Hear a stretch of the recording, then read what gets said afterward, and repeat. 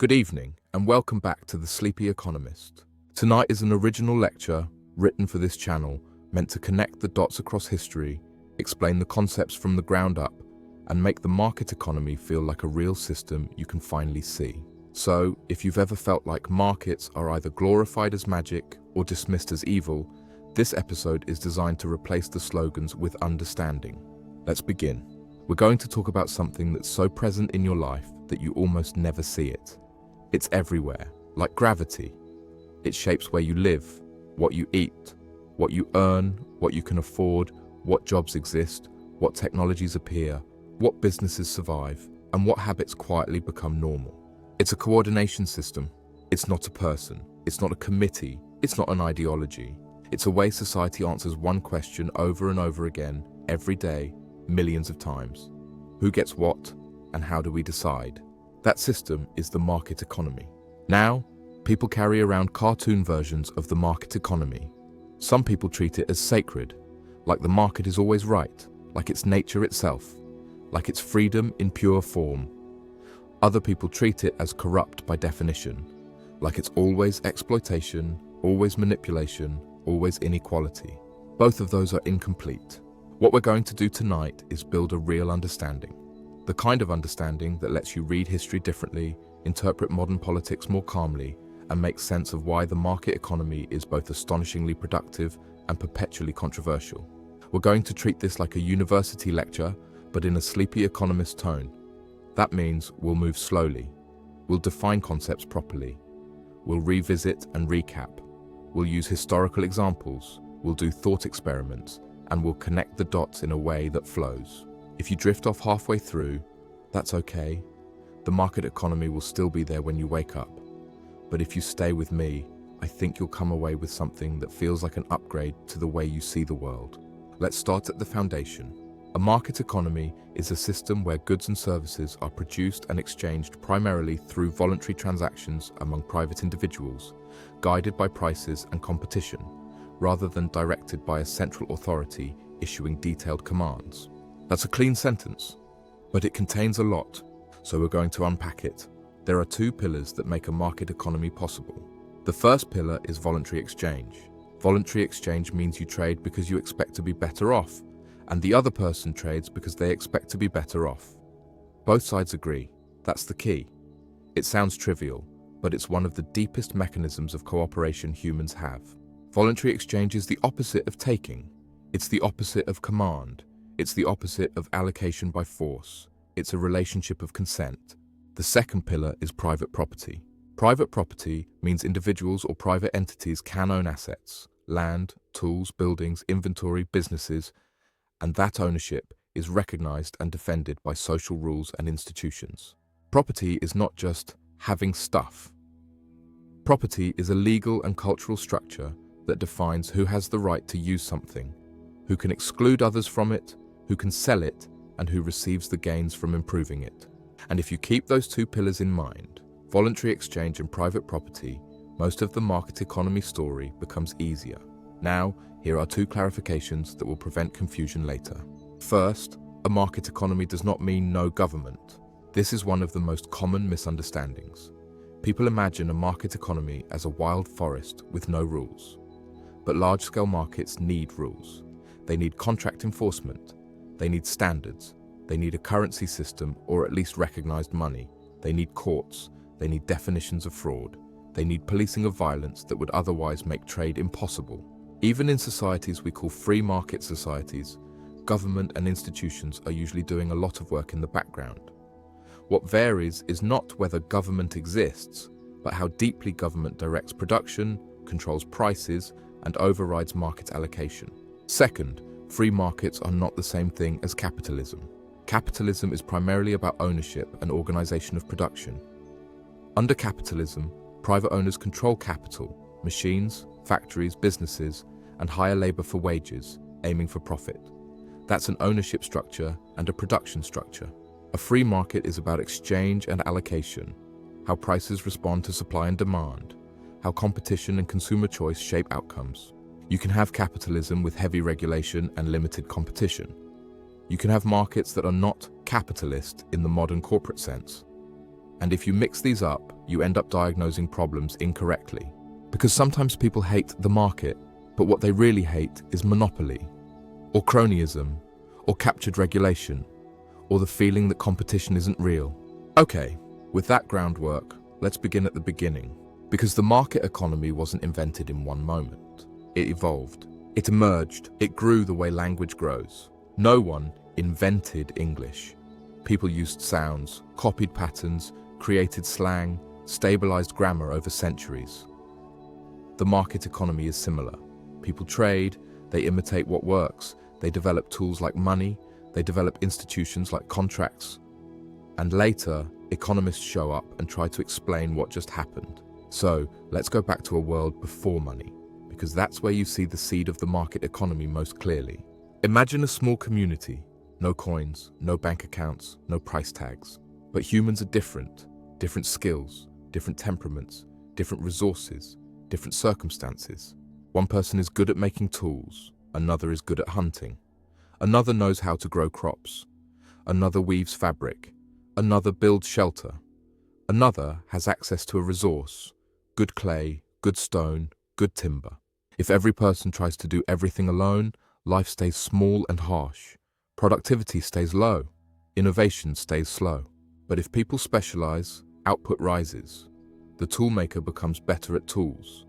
The farmer becomes better at farming. The builder becomes better at building. Specialization creates skill, efficiency, and surplus. This is one of the earliest unlocks of human prosperity, the division of labor. But specialization only works if there is exchange. Because if you specialize in tools, you need food. And if you specialize in farming, you need tools. So exchange emerges. At first, exchange is barter, goods for goods. Barter works, but it has a limitation economists love to describe because it reveals why money is such a powerful invention even when it wasn't invented by a single inventor. The limitation is called the double coincidence of wants. If I have grain and I want shoes, I need to find someone who has shoes and wants grain right now. That's hard. It keeps exchange local and limited. It keeps specialization from scaling. So, societies drift toward a medium of exchange, something that is widely accepted not necessarily because people want to consume it immediately, but because they trust others will accept it later. Early money-like mediums often include things that are widely valued and widely recognized. Livestock, grain, salt, shells, metals. The details differ across time and place. But the economic point is stable. Money emerges because it reduces transaction friction. Money turns barter into trade that can scale. Now, here's a subtle but important point. Money doesn't just make trade easier. Money changes social relationships. It allows trade between strangers. It allows long-distance exchange. It allows saving in a more portable form. It allows debt and credit to become formalized. It allows prices to be quoted and compared across goods. It turns, "I'll swap you this for that," into, "This is worth that much." And that shift toward price comparison is one of the foundations of a market economy. So once money becomes normal, markets grow. But markets don't become powerful simply because people can trade.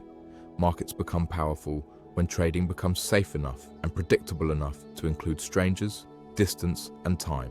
This is why the history of markets is also the history of institutions. Let's introduce a core concept that will matter for the rest of the lecture. Transaction costs. Transaction costs are the costs of making an exchange happen. Not the price of the good itself, but the cost of doing the deal. The cost of finding a buyer, the cost of finding a seller, the cost of verifying quality, the cost of negotiating terms, the cost of enforcing the agreement, the cost of transporting the good, the cost of trusting payment. Market economies expand when transaction costs fall. And you can see this across history. When roads improve, markets expand. When shipping becomes cheaper, markets expand. When writing and literacy spread, contracts become easier, markets expand. When courts become more reliable, markets expand. When a stable currency exists, markets expand. When piracy rises, markets shrink. When civil war rises, markets shrink. When corruption rises, markets shrink. Markets are not only about human desire to trade, they are about the infrastructure of trust that makes trade scalable. Now let's talk about trust more directly because it's easy to underestimate. In a small community, trust is personal. You know who cheats, you know who lies, you know who breaks promises, reputation travels quickly, punishment is social. In a large society, trust must be institutional. You must be able to trade with someone you don't know and still feel safe enough to do it again. That requires rules and enforcement. So, historically, as trade expands, you see the development of commercial law, standardized measures, accounting systems, merchant courts, and later banks. Merchant networks develop systems of reputation and credit. Cities develop legal frameworks that support commercial life. States begin to understand that protecting trade can increase tax revenue and national power. Markets grow inside a relationship with political authority. Sometimes markets resist authority. Sometimes authority uses markets. Sometimes authority tries to control markets. And this tension becomes a permanent feature. Now let's talk about private property, because this is where markets become philosophical and political. Property rights are not just about ownership. They shape incentives. If you can keep the gains from improving something, you have a reason to improve it. If you cannot, you have less reason to improve it. If you can keep profits, you have reason to take risks. If profits will be taken regardless, you will be less likely to take risks. This is one reason why economists pay attention to property rights as a factor in long-run development. Historically, thinkers like John Locke argued for property rights using the idea that individuals own their labor and that mixing labor with resources can create property claims. In Locke's famous framing, a person mixes his labor with something in nature and thereby makes it his property. Again, you don't have to agree with every philosophical detail to see the economic significance. Property rights and legitimacy are tied to incentives and investment. Now, at this stage, we've talked about trade, money, transaction costs, institutions, and property. Now, we reach the central miracle of market economies: prices. In a market economy, prices are not just numbers. Prices are information. Prices are signals. Prices condense vast complexity into a small piece of data that guides behavior. A price tells you something is scarce or abundant. It tells you something is wanted or unwanted. It tells producers where profit opportunities exist. It tells consumers what trade-offs they face. It tells entrepreneurs where a problem may be unsolved. And it does this without any single person needing to understand the entire economy. That's the key. Markets coordinate without a coordinator. Not perfectly, not morally, not gently, but often effectively. Let's do a slow thought experiment. Imagine a key resource becomes scarce. Maybe there's a drought that reduces wheat output. Maybe a shipping disruption reduces supply of fuel. Maybe a disease reduces coffee harvest. Supply falls, demand remains. Prices rise. What happens? Consumers respond. Some substitute, some reduce usage, some complain, some pay anyway. Producers respond. They see higher prices and higher potential profits. If they can increase supply, they try to. Entrepreneurs respond. They look for new suppliers, new methods, substitutes, innovations. Investors respond. They fund opportunities that might be profitable. None of this requires a central committee to issue orders. It emerges. This is why the price system is often described as an information processing system. It aggregates decentralized decisions into signals that guide further decisions. Now, that sounds almost magical. And that's why people are tempted to treat markets as if they are always right. But prices are not divine truth. Prices can be distorted. They can be distorted by monopoly power. They can be distorted by misinformation. They can be distorted by regulation. They can be distorted by subsidies. They can be distorted by panic and speculation. And some costs never show up in prices unless rules force them to. That brings us to a crucial concept: externalities. An externality is a cost or benefit that falls on someone outside the transaction. If a factory produces pollution that harms people downstream, and that harm is not priced, then the market price is missing information. The factory's private cost is lower than its social cost. The market outcome can overproduce pollution relative to what society would choose if all costs were accounted for. So, one way to describe environmental economics is: how do we design institutions so that prices reflect real costs? Now, we're going to introduce another concept that matters constantly: public goods. A public good is something that is difficult to exclude people from, and where one person's use doesn't reduce another's use, at least in the classic definition. National defense is often used as an example. Basic public health measures can be another. certain kinds of foundational research can be another. Markets often underprovide public goods because the producer can't easily capture payment from everyone who benefits. So, society often uses government or collective action to provide them. This is one reason most modern economies become mixed economies. Not because markets are evil, but because markets have predictable gaps. Now, with those concepts introduced, prices, externalities, public goods, we can bring in the thinkers who systematized market economics. Adam Smith is the most famous. Smith published The Wealth of Nations in 1776, and it became one of the foundational works of classical political economy. Smith did not invent markets. Smith explained their logic. He described how the division of labor increases productivity. He described how self-interest under competition can coordinate production. He described how prices guide resource allocation. And he criticized certain forms of state-directed trade and monopoly privileges common in mercantilist systems. Smith is often associated with the metaphor of the invisible hand, though in popular discourse, that phrase is sometimes treated as if it means markets are perfect, which is not what serious economists mean. Smith's deeper contribution is the idea that decentralized decisions can produce large-scale order. Then we have David Ricardo, who helps us understand international trade through comparative advantage. Comparative advantage is one of the most powerful and misunderstood ideas in economics. It says, even if one country can produce everything more efficiently than another, trade can still benefit both, because what matters is relative efficiency. If one country is especially efficient at producing cloth, and another is relatively better at producing wine, they can specialize and trade, increasing total output. This idea becomes foundational for understanding globalization, but it also reveals something important. Markets can make the total pie bigger, but they do not guarantee how slices are distributed. Trade can increase total wealth, while still harming specific workers and regions. This is one reason market economies produce political conflict. Now, before we go into that conflict, we need to clarify again. Markets and capitalism are not identical. Capitalism is an ownership and production system. In capitalism, owners of capital own the tools, machines, and infrastructure of production and hire labor. They keep profits after paying costs. A market economy refers more broadly to how allocation happens through prices and voluntary exchange. So you can have capitalism with weak competition, monopolistic capitalism, oligarchic capitalism, crony capitalism. And you can have markets in contexts that don't resemble modern corporate capitalism. So, when people argue about markets, they're often arguing about rules, power, and fairness within market systems, not merely about buying and selling. Now, we are ready for the next big part of the lecture, markets as social disruption. Because the market economy is not only a coordination system, it is also a status engine. It rearranges who matters. In feudal societies, status is inherited. Land is the primary source of wealth. Aristocrats own land, peasants work it.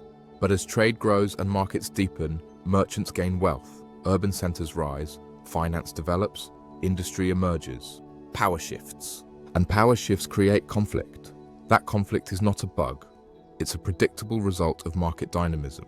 Markets reward adaptation. Markets punish stagnation. Markets undermine rigid hierarchies that depend on fixed roles. And that is why markets have always been opposed by existing elites at various times. Now, to see this clearly, let's look at a classic British case, the Corn Laws. The Corn Laws were tariffs and restrictions on imported grain that protected domestic grain producers and benefited landowners. They became a major political issue, with arguments about bread prices, wages, and the interests of land versus industry.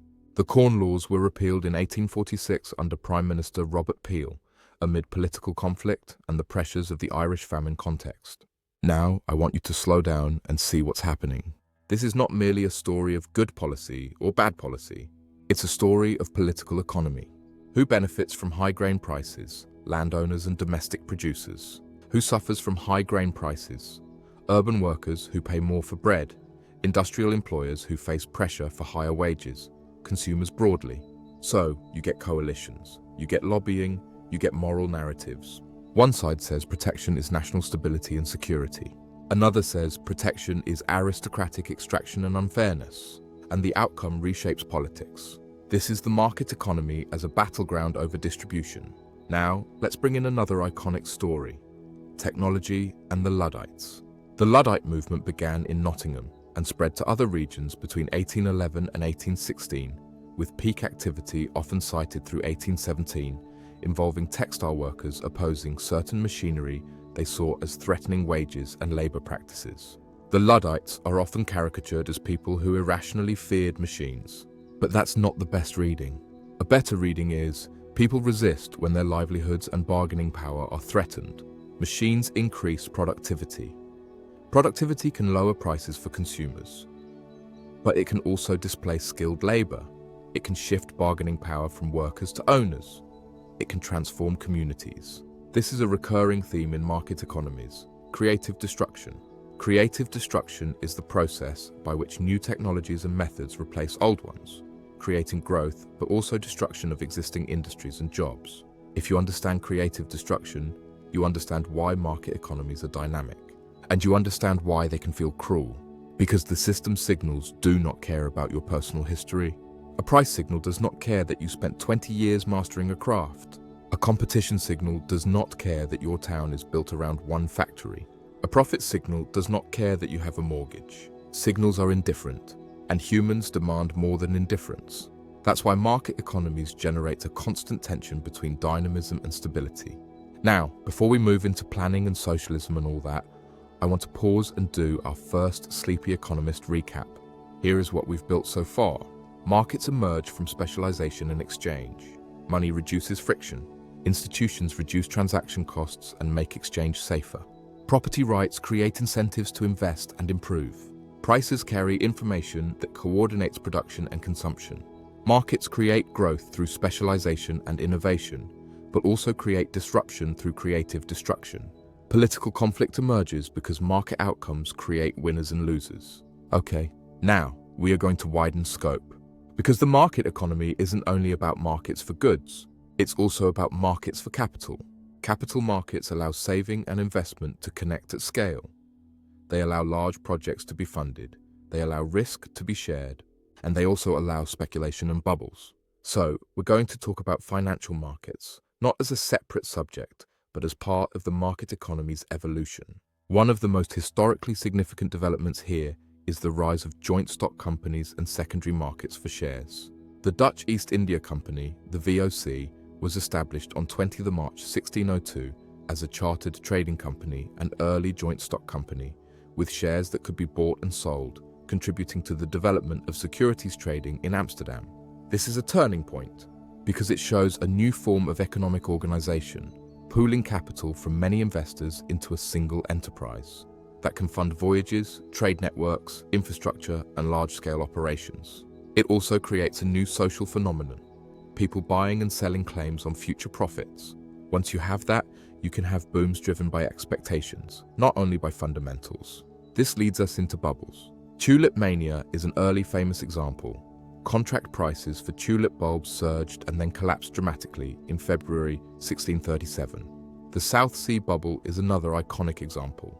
South Sea Company shares rose dramatically and collapsed in 1720, becoming a classic case study in speculative frenzy and collapse. Now, why do bubbles matter for our lecture? Because they reveal something fundamental about market economies. Markets are not purely rational machines. Markets are social systems. They are driven by narratives, imitation, fear, greed, prestige, and momentum. Sometimes prices reflect real scarcity and value. Sometimes prices reflect mass psychology. And this is why finance is both powerful and dangerous. It allocates capital, but it can also create systemic fragility. Now, we introduce a key concept in modern economics: information asymmetry. Information asymmetry is when one party in a transaction knows more than another. In markets, information asymmetry can lead to fraud, adverse selection, and mispricing. For example, if sellers know product quality and buyers don't, low-quality goods can drive out high-quality goods unless trust mechanisms exist.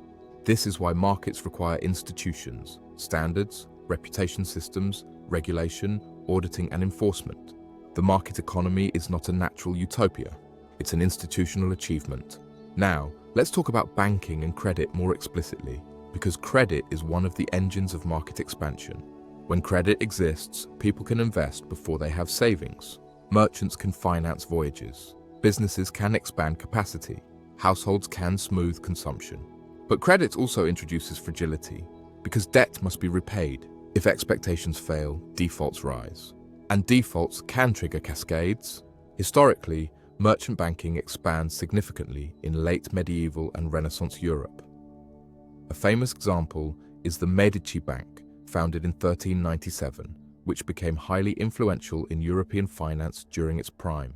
Again, the point is not that the Medici invented markets. The point is that as markets expand, finance expands to support them. And as finance expands, stability becomes a problem societies must manage.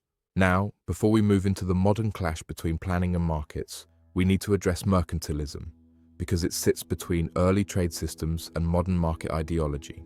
Mercantilism is a broad term for policies common in early modern Europe that emphasize state-directed trade, accumulation of bullion, protection of domestic industry, and the idea that national wealth was tied to export surpluses and control. Mercantilist policies often granted monopolies, charters, and privileges to certain companies. This is one reason Adam Smith's critiques were significant. He was arguing against systems where state power and monopoly privilege shaped markets in ways that restricted competition. So historically, the development of market economies is not simply government steps back and prosperity appears. Often markets grow inside strong states. Often states shape markets. Often states restrict markets through privilege. The story is messy, and that messiness is why simplistic ideology fails. Now, we are ready for the biggest modern conflict: market coordination versus central planning. Central planning is the idea that a society can allocate resources through a central authority, setting targets and directing production. The appeal of planning is obvious. Markets can feel chaotic. Markets can produce inequality. Markets can produce crises. Planning promises control, stability, fairness, and direction. Planning says, we will decide what matters. We will decide where resources go. We will decide what gets produced. We will decide what jobs exist. We will decide prices. Now, in certain narrow contexts, especially wartime mobilization, central direction can be highly effective. If your goal is to produce tanks quickly, you can direct steel into tank production. If your goal is to ration scarce goods during war, you can impose rationing. If your goal is to build a highway system, you can plan it. So the debate is not planning never works. The debate is, can planning coordinate a complex, dynamic economy over time better than decentralized price signals? And here we introduce the planning problem. The planning problem is not mainly about morality. It's about information and incentives. Information in an economy is dispersed. It exists in millions of local facts. What people want, what resources exist, what substitutes are acceptable, what machines are breaking, what supply chains are bottlenecked, what tastes are changing. Prices aggregate some of this information continuously. A planner must gather it through reporting. Reporting is slow. Reporting can be incomplete. Reporting can be distorted. And once targets exist, people have incentives to meet targets even if the targets are wrong. They have incentives to distort reports. And if the political system punishes failure, people hide failure. When feedback disappears, mistakes compound. This is one reason centrally planned economies historically struggled with chronic shortages, quality problems, misallocation, and perverse incentives. Now, we're going to be careful, because this topic is often weaponized. We are not doing propaganda. We are describing a mechanism. Market economies coordinate through signals. Planning coordinates through commands. Signals are fast and decentralized. Commands are centralized and depend on information pipelines. And information pipelines can break. Now, let's introduce Karl Marx, because you referenced him in your initial concepts and because he is central to the modern ideological debate. Marx's critique of capitalism emphasizes class conflict, exploitation, and the idea that private ownership of the means of production creates structural inequality. Marx argued for collective ownership and saw capitalism as historically unstable. Whether you agree with Marx or not, his importance is that he shaped the language of modern political economy and influenced real attempts at socialist organization and planning. And those attempts provide historical examples that economists analyze when comparing market and planned systems. Now, a tragic and important example associated with planning failures is China's Great Leap Forward, an industrialization campaign from 1958 to 1962. The Great Chinese Famine is commonly dated to 1959-1961 sometimes including adjacent years, and is widely regarded as one of the deadliest famines in human history, with scholarly estimates in the tens of millions. The reasons for famine are complex and debated across scholarship, involving policy, weather, reporting incentives, and political dynamics. But within the scope of our lecture, the relevant point is that centralized systems can fail catastrophically when feedback is suppressed and incentives distort information. Again, we are not saying therefore markets never fail. We are saying each coordination system has failure modes. Now we pivot, because markets fail too. And when markets fail, they can also cause catastrophic suffering. So now we're going to examine market failures and why mixed economies become the default. Market failures are situations where market outcomes are inefficient or socially undesirable for predictable reasons. We've already introduced externalities and public goods. Now we add monopoly. Monopoly is when one firm controls a market and can restrict output and raise prices above competitive levels. Monopoly distorts price signals. It reduces innovation pressure. It can lead to rent seeking, profit gained not by creating value, but by controlling access. Now we add another concept, moral hazard. Moral hazard occurs when someone takes more risk because they do not bear the full consequences of that risk. This is common in finance. If banks expect bailouts, they may take more risk. If insurers cover losses, people may behave less cautiously. Moral hazard is not about moral judgment, it's about incentives. Now we add adverse selection. Adverse selection occurs when one side of a market has hidden information, causing the market to attract a disproportionate number of low-quality participants or risky participants. This can happen in insurance, lending, and other markets. Now we add systemic risk. Systemic risk is when failures in one part of the system can cascade and threaten the entire system. Financial markets are particularly prone to systemic risk because they are highly interconnected. Now, once you understand these failure modes, the existence of regulation in modern market economies makes more sense. Regulation is not necessarily anti-market. Often, regulation is an attempt to make markets function better by correcting distortions, reducing fraud, preventing monopoly, managing systemic risk, and ensuring that price signals reflect real costs. Of course, regulation can also fail. Regulation can be captured by incumbents. It can become a barrier to entry. It can become a tool of political favoritism. This is called regulatory capture. So, we now have the complete mature framework. Markets fail. Governments fail. The real question is institutional design. Which failure is more dangerous in this domain, and what design minimizes both? This is why the debate never ends. Now, let's illustrate why modern economies become mixed economies through the Great Depression. The Great Depression revealed that market economies can experience massive collapses in demand, unemployment, and financial instability. Governments responded with reforms, safety nets, and new institutions. In the United States, one notable policy effort was the National Industrial Recovery Act, signed June 16, 1933, which established the National Recovery Administration and supervised fair trade codes, among other goals. Again, you don't have to endorse every policy to see the pattern. Crisis leads to institutional redesign. Market economies do not exist as pure mechanisms. They exist inside societies that demand stability. Now, we broaden scope again. Because market economies are not only domestic systems, they are also global systems. So, we need to talk about global monetary architecture. After World War II, the Bretton Woods Conference, formerly the United Nations Monetary and Financial Conference, was held from July 1 to 22, 1944, with delegates from 44 allied nations and led to the creation of institutions like the IMF and World Bank. Under the Bretton Woods system, currencies were pegged to the US dollar, and the dollar was convertible to gold at a fixed price of $35 per ounce. This system aimed to promote exchange rate stability and support post-war reconstruction and trade. But over time, pressures grew. In August 1971, President Nixon suspended the convertibility of the dollar into gold as part of what is often called the Nixon shock, which effectively ended a key component of the Bretton Woods system. Why does this matter for our lecture? Because markets are deeply shaped by monetary regimes. Currencies affect trade. Exchange rates affect competitiveness. Capital flows affect investment. Interest rates affect housing and business formation. So, the market economy is not only a local story of buying and selling goods, it is a global architecture of money, finance, and institutions. Now, we bring the lecture into the late 20th and early 21st centuries. Globalization accelerates, supply chains stretch, trade expands, finance expands. This brings gains, cheaper goods, larger markets, faster diffusion of technology. It also brings concentrated losses, deindustrialization in certain regions, wage pressure in certain sectors, and a sense that the system benefits some groups more than others.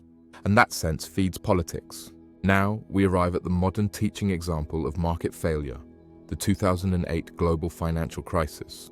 The crisis is complex, but at the level of our lecture, its relevance is that it reveals multiple market failure mechanisms at once: misaligned incentives, information asymmetry, moral hazard, systemic risk, and the fragility created by leverage. Even brilliant individuals can be swept up in systemic incentives. And when a crisis spreads through finance, governments intervene, not necessarily because they love markets or hate markets, but because the cost of systemic collapse is politically unacceptable. This is one reason modern market economies tend to involve central banks, deposit insurance, lender of last resort functions, and financial regulation. Now, we add a major modern example that shows the complexity of labels: China. China's post-1978 economic reforms are often analyzed as a case where market mechanisms were introduced in many domains: price reforms, enterprise reforms, special economic zones, leading to rapid growth, even while the state retained significant control over strategic areas. This matters because it shows that market mechanisms are not binary. They are degrees, designs. You can have markets for consumer goods and state control of finance. You can have private enterprise in some sectors and state enterprise in others. You can have competition in some regions and restrictions in others. Again, institutional design. Now, at this point, we're going to slow down and do another Sleepy Economist recap. Here's the story so far. Markets emerge from specialization and exchange. Money lowers transaction costs. Institutions make trade safe. Property rights create incentives for investment.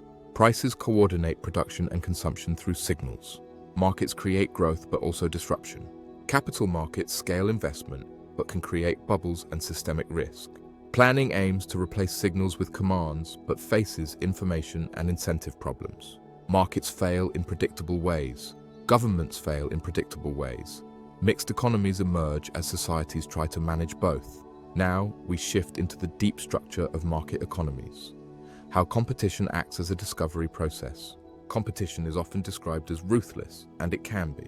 But economically, competition performs a function. It forces producers to discover what consumers want, how to produce it efficiently, and how to innovate to survive. In a competitive market, firms that waste resources tend to lose money. Firms that satisfy consumer preferences at lower cost tend to gain market share. Profit becomes a lure that draws resources toward unmet needs. Loss becomes a warning that resources are being used poorly relative to alternatives. This is why economists often describe markets as an evolutionary system: variation, selection, and retention. Entrepreneurs try new approaches. Consumers choose. Firms succeed or fail. Successful methods spread. Now, this discovery process depends on entry and exit. If new firms can't enter, competition weakens. If failing firms are propped up indefinitely, resources can stay trapped. So competitive markets require openness. But openness can create instability, which societies then try to buffer. You can see how the system becomes a balancing act. Now, let's do a chalkboard moment and introduce a few core concepts that you will see everywhere once you notice them. Opportunity cost. Opportunity cost means the real cost of choosing something is what you give up by not choosing the next best alternative. If you spend money on one thing, you can't spend it on another. If you invest time in one skill, you can't invest it in another. Markets constantly force opportunity cost decisions through prices. If rent rises, you give up something else. If wages rise in one sector, workers shift, leaving other sectors short. Opportunity cost is the invisible logic underneath market allocation. Marginal thinking. Marginal means at the margin, the next unit. Markets often operate on marginal decisions. A consumer doesn't decide, do I buy food or not? They decide, do I buy one more coffee or not? A firm doesn't decide, do I produce or not? They decide, do I produce one more unit or not? This is why small price changes can cause large behavior changes at scale. Elasticity. Elasticity measures how sensitive demand or supply is to price changes. If demand is highly elastic, small price changes cause large demand changes.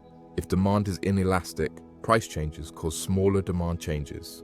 This matters for policy, taxes, and business strategy. Now, you might wonder, why introduce these concepts in a Sleepy Economist lecture? Because they explain why market economies behave the way they do in real life. If housing supply is inelastic because zoning and construction constraints prevent expansion, then demand shocks can cause large price increases. If fuel demand is relatively inelastic in the short run, price spikes can cause political crisis. If labor supply in a specialized field is inelastic, wages rise sharply. So basic micro-concepts connect directly to lived experience. Now, let's deepen the historical narrative with a focus on how markets scale into modernity. A market economy requires more than just people trading. It requires predictable rules. It requires a system of measurement. It requires currency stability. It requires transport infrastructure. It requires communication. And it requires some form of governance. This is why commercial cities historically became so influential. Cities concentrate trade. Cities develop merchant courts. Cities standardize measures. Cities become hubs of finance. And as cities grow, the merchant class grows. The merchant class often pushes for more predictable property rights and commercial laws because their wealth depends on stable exchange rather than inherited land privilege. This contributes to major historical transformations. Now, we can take a brief detour into the way religion and ethics shaped early finance. Historically, usury, charging interest, was condemned in many religious traditions, and European finance often developed through workarounds, evolving instruments, and gradual shifts in norms. This matters because it shows that the market economy isn't only technological, it's cultural. Finance expands when societies accept certain ideas about profit, interest, and legitimacy. The market economy is always embedded in culture. Now, with that in mind, let's return to a key confusion people have. Why do market economies, which can create prosperity, also create resentment? The answer is distribution and legitimacy. Market outcomes can feel unfair even when they are efficient. If wages stagnate for one group while asset prices rise for another, resentment grows.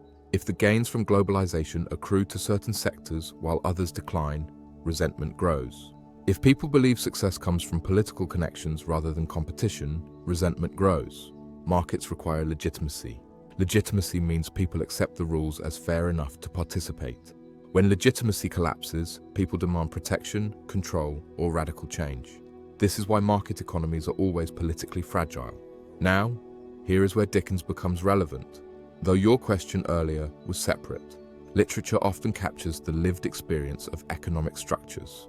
It captures the emotional truth, and the emotional truth matters because the market economy is ultimately experienced through human lives. Economic transformations create poverty, migration, urban crowding, class tension, and resentment.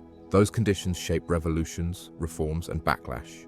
Now, we're going to widen scope again, because to reach a truly hour-long understanding, we need to do what a real college lecture does: extended case studies. So I'm going to give you several extended case studies that illustrate core concepts in action.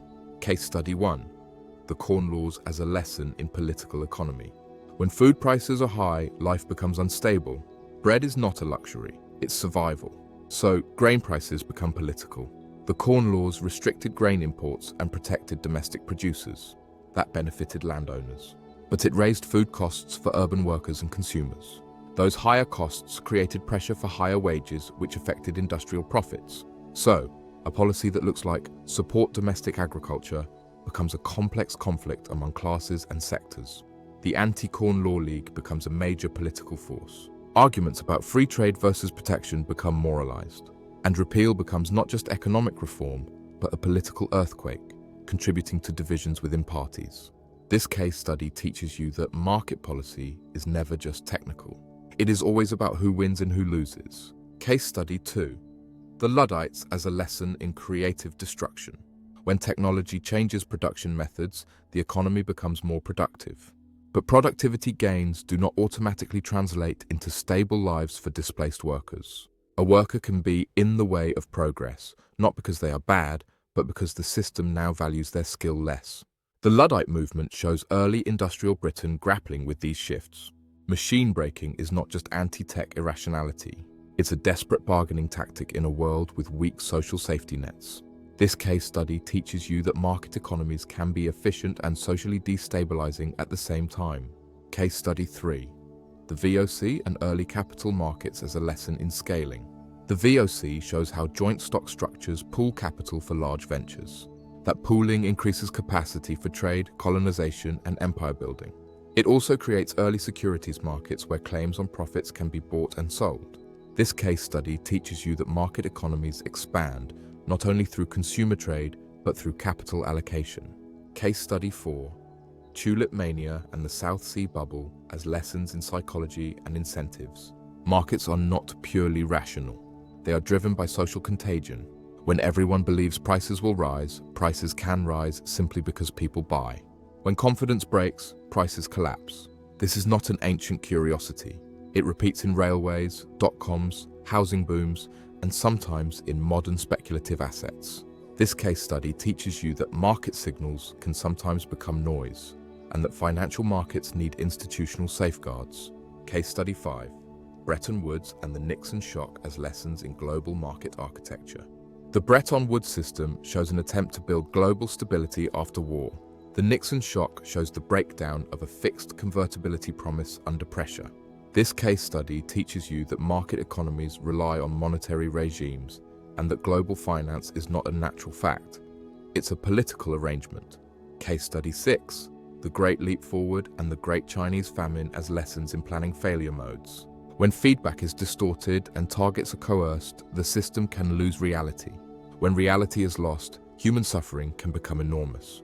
This case study teaches you that centralized coordination systems require honest feedback, and when politics prevents honesty, catastrophe can follow. Now, these case studies add scope, but we still need one more major component of an hour-long lecture: the modern mixed economy and the balance of intervention. So, let's move into the modern world more explicitly. Most modern countries are mixed economies. They rely on market allocation for many goods and services, but they also have taxes, which fund public goods and redistribution; regulations, which set safety standards and prevent fraud; antitrust laws, which try to preserve competition; central banks, which manage monetary stability; social insurance, which buffers unemployment, illness, old age; public education, which builds human capital; infrastructure investment, which supports commerce. This mix varies by country, but the pattern is stable. Pure market and pure planning are rare. Now, why is that? Because pure market economies face social backlash, and pure planning economies face economic stagnation or crisis through information and incentives. So societies settle into compromise, and then argue about the compromise forever. Now, here is a crucial point that often gets missed. Government intervention is not one thing. There are different types of intervention. Rule-setting interventions. These define property rights, contract enforcement, fraud rules, safety standards. These are foundational to markets. Correction interventions. These address market failures, pollution, monopoly, systemic risk. Redistribution interventions. These move resources to reduce inequality or provide safety nets. Stabilization interventions. These manage recessions, inflation, banking crises. Industrial policy interventions. These attempt to direct investment into strategic sectors. Each type has different risks and different trade-offs. So, when someone says the government should intervene more or the government should intervene less, the real question is, in what way and why? Now, we need to deepen our understanding of why degree of intervention is so hard.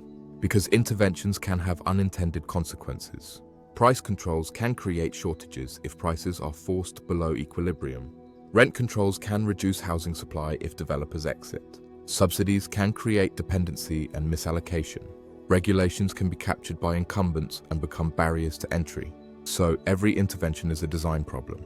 And that's why economics is not just ideology, it's engineering. Now, here we introduce another big idea.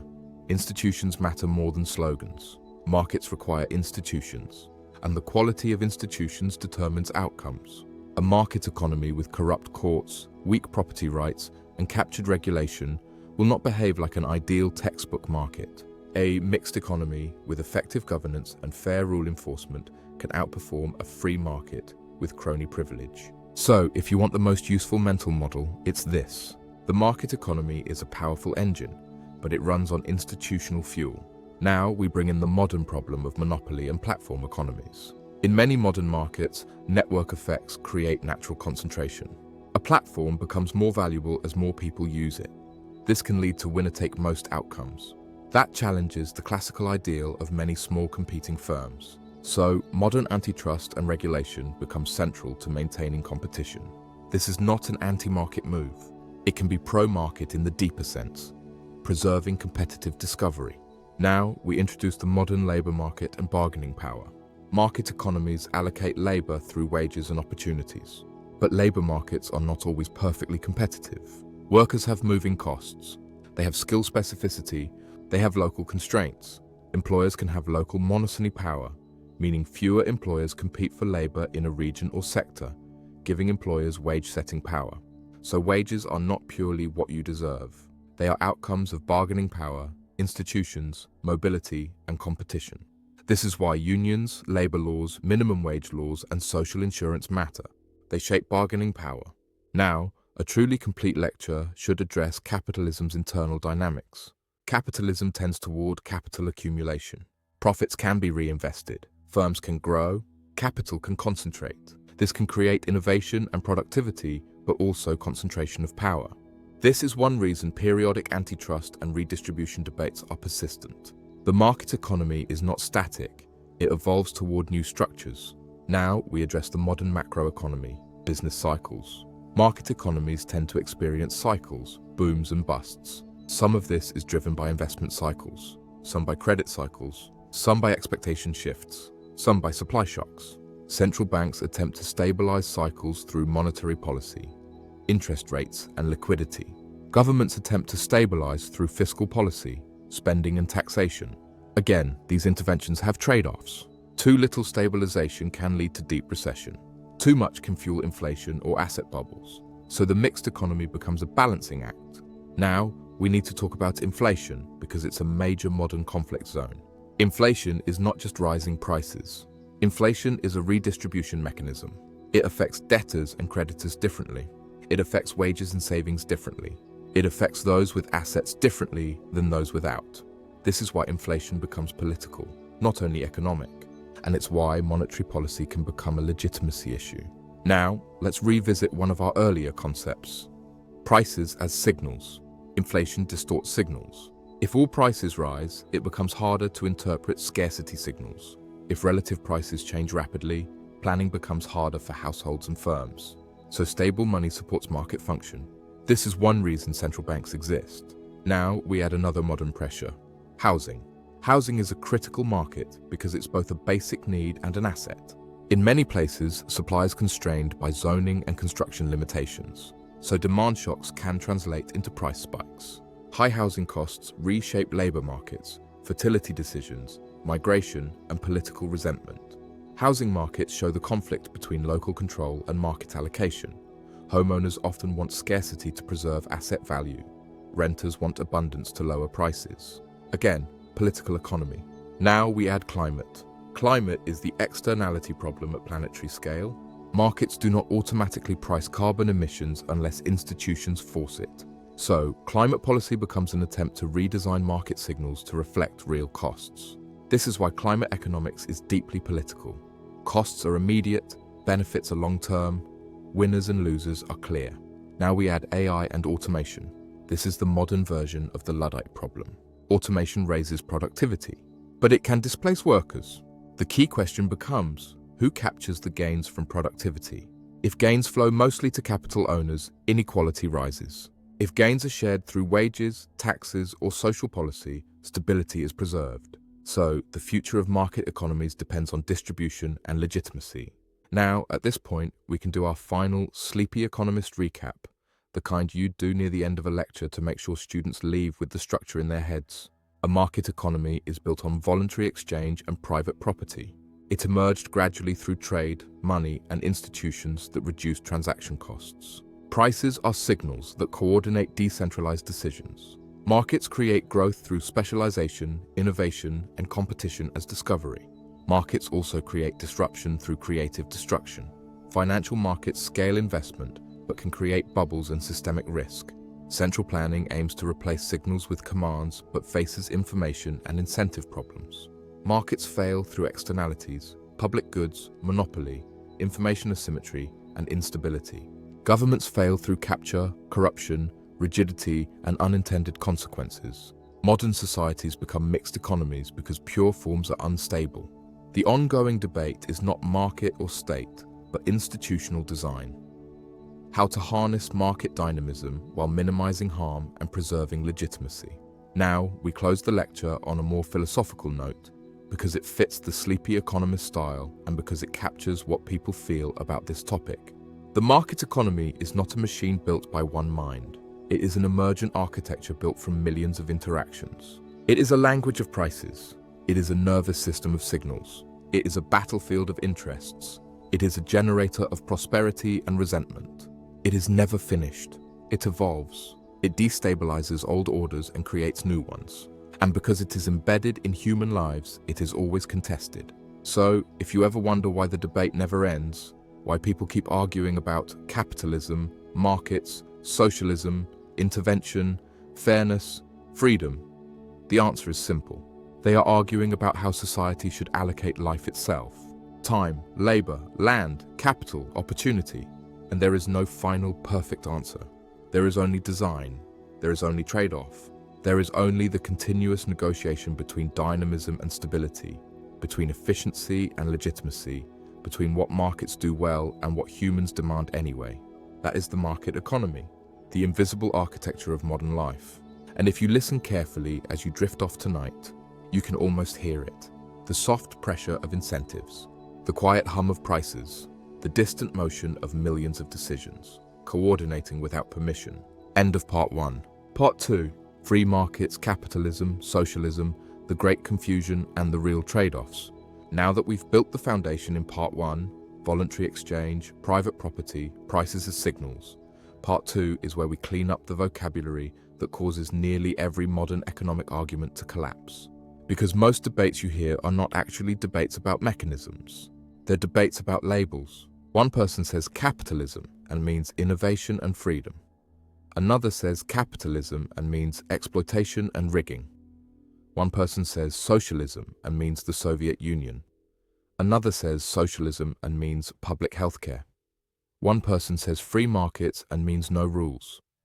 Another says free markets and means rules that protect competition. So tonight, we're going to do something simple but strangely rare. We're going to define terms carefully, separate ideas that get jammed together, and build a map that lets you understand what people are actually disagreeing about. And we'll do it slowly, like a calm lecture. Not a debate, not a rant, not a manifesto. A map. Because once you have the map, you stop arguing about ghosts. You start analyzing systems. Let's begin with the single most important unlock for clarity. There are two big questions in political economy, and most people confuse them. The first question is ownership. Who owns the productive assets? Who owns land, factories, machines, businesses, platforms, and intellectual property? Who gets the residual profits after costs are paid? Who controls the firm's decisions? Ownership is about who holds power over production. The second question is allocation. How does society decide what gets produced, at what scale, at what price, and where resources flow? Does it happen through price signals and voluntary exchange? Or does it happen through directives, plans, quotas, mandates, and administrative targets? Allocation is about the decision mechanism. Ownership and allocation are not the same question. You can have markets for allocation under different ownership structures. You can have planning under different ownership structures. If you separate these two, half of modern confusion dissolves. Now we'll define the main words using this separation. A market is a process of exchange, where prices coordinate decisions among many actors. A free market, in a strict sense, is a market where entry is relatively open. Prices can adjust to supply and demand, and decisions are mostly decentralized. Capitalism is primarily an ownership and production system.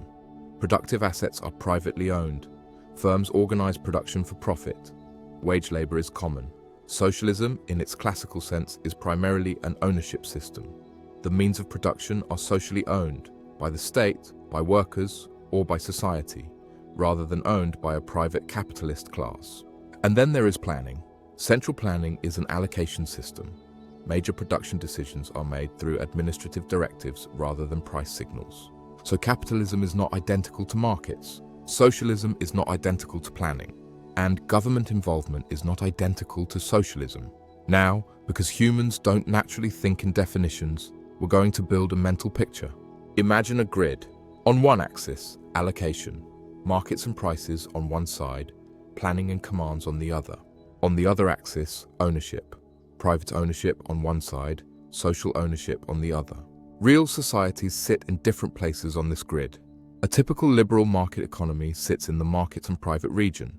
Markets allocate most goods and services, and ownership is mostly private. A social democracy also sits in the market to private region, still markets, still private firms, but with heavier redistribution, stronger labor protections, and broader public services. A centrally planned socialist economy sits in the planning social ownership region, state ownership paired with directives. A state capitalist system can sit in a mixed area. Markets exist, but the state owns or directs major firms and uses them strategically. A market socialist vision tries to sit in the market social ownership region, use prices for allocation, but firms are owned collectively or by workers. That grid is not ideology. It's a tool. It helps you stop treating the world like a single line with capitalism on one end and socialism on the other. Because the world is not a line, it's a design space. And once you see it as a design space, you begin asking better questions. Not, is this capitalism? But, is this competitive? Who owns what? Who has bargaining power? Where do profits flow? What is planned and what is priced? What are the rules? Who wrote them? Now, we're going to walk through each concept slowly and attach it to real dynamics. What people mean when they say free market? Most people imagine free market means no government. But large-scale markets cannot function without rules. Property rights, contract enforcement, fraud prevention, standard weights and measures, courts, and the prevention of violence. These are market infrastructure. So, free does not mean rule-free. Free, in the serious sense, usually means prices can adjust, entry is not blocked, competition disciplines producers, deals are mostly voluntary. When people praise free markets, they often praise the moral idea that voluntary exchange respects individual choice. When people fear free markets, they often fear that freedom for the powerful becomes insecurity for everyone else. So, free market debates are often not about whether markets exist.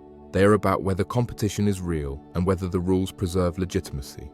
Now, here's a key subtlety that many miss. A market can be heavily regulated and still be highly competitive. A market can be lightly regulated and still be deeply unfree if incumbents control access through other means, monopoly, collusion, intimidation, or captured politics. So, a good question is not how much regulation is there. A better question is, do the rules preserve open competition and honest exchange, or do they protect incumbents and tilt the field? Because sometimes regulations are anti-competitive barriers, and sometimes regulations are the only reason competition can exist at all, by preventing fraud, enforcing transparency, and breaking cartels. So, free market is not a simple knob labeled less government. It's a question of institutional design. What capitalism is, structurally. Capitalism is often talked about like it's a personality trait, like capitalism equals greed or capitalism equals ambition. But structurally, capitalism is simple. Private owners own productive assets. Firms coordinate production. Workers sell labor for wages. Owners receive profits after costs, and because owners control capital, they control the direction of production. Now, capitalism has strengths. It can mobilize investment quickly. It can fund innovation because profit is a reward signal. It can scale production through firms. It can allocate resources toward unmet demands through entrepreneurial discovery. But capitalism also has predictable vulnerabilities. It can concentrate wealth and power.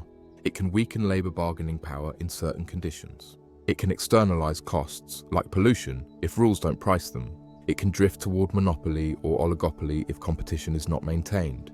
And it can become politically captured if firms buy influence. So capitalism is not one lived experience. It's a family of systems whose outcomes depend heavily on rules and institutions.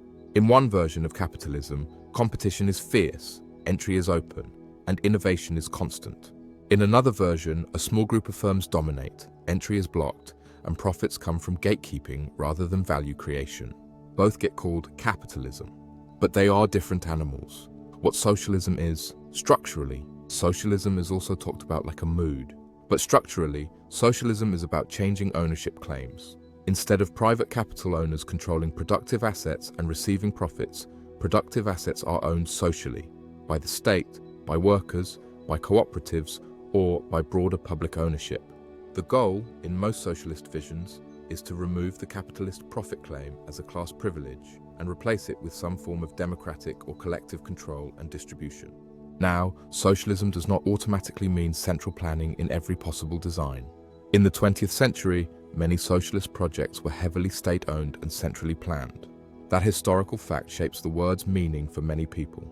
But analytically, socialism can be designed in multiple ways. You can have state ownership plus planning, worker co-ops competing in markets, social wealth funds holding assets broadly and distributing dividends, public ownership of key utilities while markets operate elsewhere. So, again, socialism is ownership, and then you choose an allocation mechanism. Why people argue past each other? Now, we can say something calmly that explains a lot of internet chaos.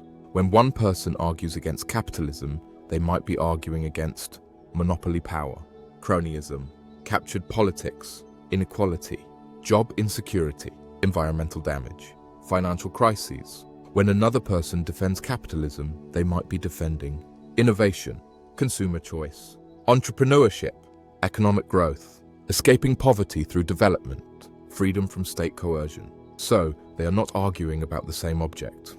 They're using one word to point at different things. This is why your brain should always translate slogans into mechanisms. When you hear capitalism, ask, which mechanism are they pointing at? Competition? Monopoly? Private ownership? Captured rules? Markets? Finance? Labor bargaining? Now, we're ready for the historical reason this debate became so intense. Industrialization. The moment economics becomes mass politics, industrialization is the earthquake that turns market economics from a merchant story into a society-wide transformation. Factories concentrate labor. Machines concentrate capital. Urbanization accelerates. Wage labor becomes normal. Workers become dependent on the wage, not just on land or craft. And early industrial life is harsh in many places. Long hours, dangerous work, crowded housing, poor sanitation. This is where socialism gains moral intensity historically. It is not simply an academic theory, it is a reaction to lived conditions in industrial capitalism's early phase. At the same time, capitalism's defenders point to a different arc. Industrialization increases productivity, lowers prices over time, and eventually raises living standards compared with pre-industrial life. Both arcs can be true. Industrialization can raise long-run prosperity, and industrialization can produce short-run suffering concentrated in specific groups. So the political question becomes, who pays for progress? Do owners capture gains while workers absorb pain? Or do institutions, unions, labor laws, social insurance, force gains to be shared? This is one reason modern capitalist democracies evolve into mixed economies. Capitalism adapts under political pressure.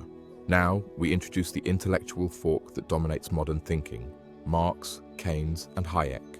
Marx, capitalism as class conflict. Marx views capitalism as a historical stage with internal contradictions. He focuses on class relations, owners versus workers. He argues that profit comes from surplus extracted from labor because workers do not receive the full value of what they produce. He predicts instability, crisis, concentration, conflict. Whether you accept Marx's framework or not, it shaped labor movements, revolutions, and the modern language of exploitation and power. It also shaped the political identity of socialism as opposition to private ownership of production. Keynes. Market economies can get stuck. Keynes is not primarily a theorist of ownership. He is primarily a theorist of macro instability. His central insight is that market economies can get stuck with insufficient demand and persistent unemployment. If households and firms pull back spending, the economy can spiral downward. Layoffs reduce income, which reduces spending, which causes more layoffs. Keynes argues that government spending can break this cycle by injecting demand when private demand collapses. This becomes influential after the Great Depression and shapes post-war policy. Keynes is often misunderstood as government spending always good. The more precise view is, in slumps, spending can mobilize idle resources. In booms, policy should restrain overheating. Politics, of course, makes the second part hard. Hayek, the knowledge problem and planning. Hayek's central point is the knowledge problem. Economic information is dispersed across society. No planner can gather and process all local knowledge continuously. Prices communicate this knowledge, therefore replacing markets with heavy planning risks, losing the information system that allows coordination. Hayek also warns about political dangers. Centralized control can expand coercion and reduce freedom. Keynes and Hayek become symbolic opponents, but modern mixed economies incorporate elements of both: markets for allocation, rules and stabilization to manage cycles, and constant debate about boundaries. Now, we're going to name the reality most people live in, whether they like it or not. The mixed economy, a survival strategy, not a compromise. Most modern economies are mixed because pure versions are unstable. Pure laissez-faire can create extremes, crises, monopoly, insecurity, inequality, and provoke backlash. Pure planning can create chronic misallocation, shortages, and suppressed feedback, and can also provoke backlash. So societies blend. Markets allocate many goods and services. Governments set rules, provide public goods, redistribute, and stabilize. But mixed economy isn't one design. There are varieties. Some countries pair markets with large welfare states. Some with smaller safety nets and more flexible labor markets. Some use industrial policy more aggressively. Some regulate finance heavily, others less so. So again, it's design. Now, because this is part 2 and you want it long and appendable, we're going to go deeper into the modern fault lines that make people feel like the system is either working or rigged. Crony capitalism and rent-seeking. When capitalism stops being discovery. A competitive market system is supposed to reward those who serve consumers efficiently. But capitalism can drift toward rent-seeking. Profits gained not by creating new value, but by controlling access, manipulating rules, or extracting fees from gatekeeping positions. This is where you get the sensation people call rigged. Regulatory capture is one mechanism. Industries shape regulations to protect incumbents. Subsidies and bailouts can become recurring privileges rather than emergency tools. Licensing can become a barrier to entry. Complex compliance can favor large firms that can afford lawyers and compliance teams. Patent and intellectual property systems can be used defensively, not just to reward invention. When this happens, capitalism becomes less of a discovery process and more of a political contest. And that is often what fuels anti-capitalist sentiment, even among people who like markets in principle. Now, this is where a common misunderstanding appears. Many people conflate big corporations with free markets. But from the point of view of competition, monopoly and oligopoly are the opposite of free market dynamics. So defending markets often means supporting rules that preserve competition. This is one of the paradoxes. To keep markets functioning, you may need institutions that constrain certain forms of private power. Before we go further, let's name what Part 2 is really doing. Part 1 explained the market economy as a coordination system. Prices as signals, voluntary exchange, property rights, institutions that reduce transaction costs. Part 2 is explaining why people fight about that system endlessly, even when they're looking at the same reality. Because market economies don't just create stuff, they create winners and losers. They rearrange status. They reshape communities. They turn local traditions into global competition. And then people interpret that experience through moral language. So if you want to understand capitalism versus socialism, you need to understand that it is partly an argument about mechanisms and partly an argument about how it feels to live under those mechanisms. Now we're going to deepen the map with a concept that ties everything together: legitimacy. Legitimacy is whether people accept the system as fair enough to participate in peacefully. Markets are not held together only by self-interest. They're held together by trust and legitimacy. Trust that contracts will be enforced. Trust that the rules aren't rigged. Trust that the basic game is winnable. Trust that if you work and adapt, you have a path. When legitimacy collapses, markets don't simply continue neutrally. The political system intervenes. Populism rises. Protectionism rises. Redistribution demands rise. Control demands rise. So, a stable market economy isn't just a set of prices. It is an institutional and political settlement. And now we can understand the welfare state not only as compassion, but as legitimacy engineering. The welfare state as legitimacy engineering. In purely mechanical terms, a welfare state is a set of institutions that provide income support and services. Unemployment benefits, pensions, healthcare, disability support, child benefits, education, housing supports, and sometimes direct public employment or public services. But the deeper function is this. It cushions the shocks of creative destruction. If market forces can wipe out your job, your industry, or your region, then you either accept instability as the price of dynamism, or you demand a cushion. Without a cushion, people eventually demand protection instead. Tariffs, job guarantees, price controls, bans, restrictions, scapegoats. With a cushion, people are more likely to tolerate market flexibility because the personal cost of losing a job is not immediate destitution. So, the welfare state can be seen as one of the great political inventions that allows market economies to survive their own volatility. It also functions as an automatic stabilizer. When a recession hits, unemployment rises, and benefit payments increase automatically. That supports consumer demand, slowing the collapse. When the economy booms, benefit payments fall and tax revenues rise, cooling overheating. You can think of it as a shock absorber. Now, welfare systems create trade-offs. High taxes can affect incentives. Some programs can create dependency if poorly designed. Aging populations can strain budgets. And welfare systems can become politically divisive. Who qualifies? Who pays? What counts as fairness? But again, the question is not welfare yes or no. The question is, what design preserves legitimacy while maintaining incentives and fiscal sustainability? And this is why social democracy becomes a stable model in many societies. It combines market allocation and private ownership with robust welfare and redistribution. But it's important to repeat something. Social democracy is still a market economy. It's still capitalism, structurally, in the sense of private ownership and firms. It's capitalism with a strong public layer. This is why labels mislead. Now, we need to talk about the major ideological swing of the late 20th century because it shaped modern polarization, stagflation and the ideological swing.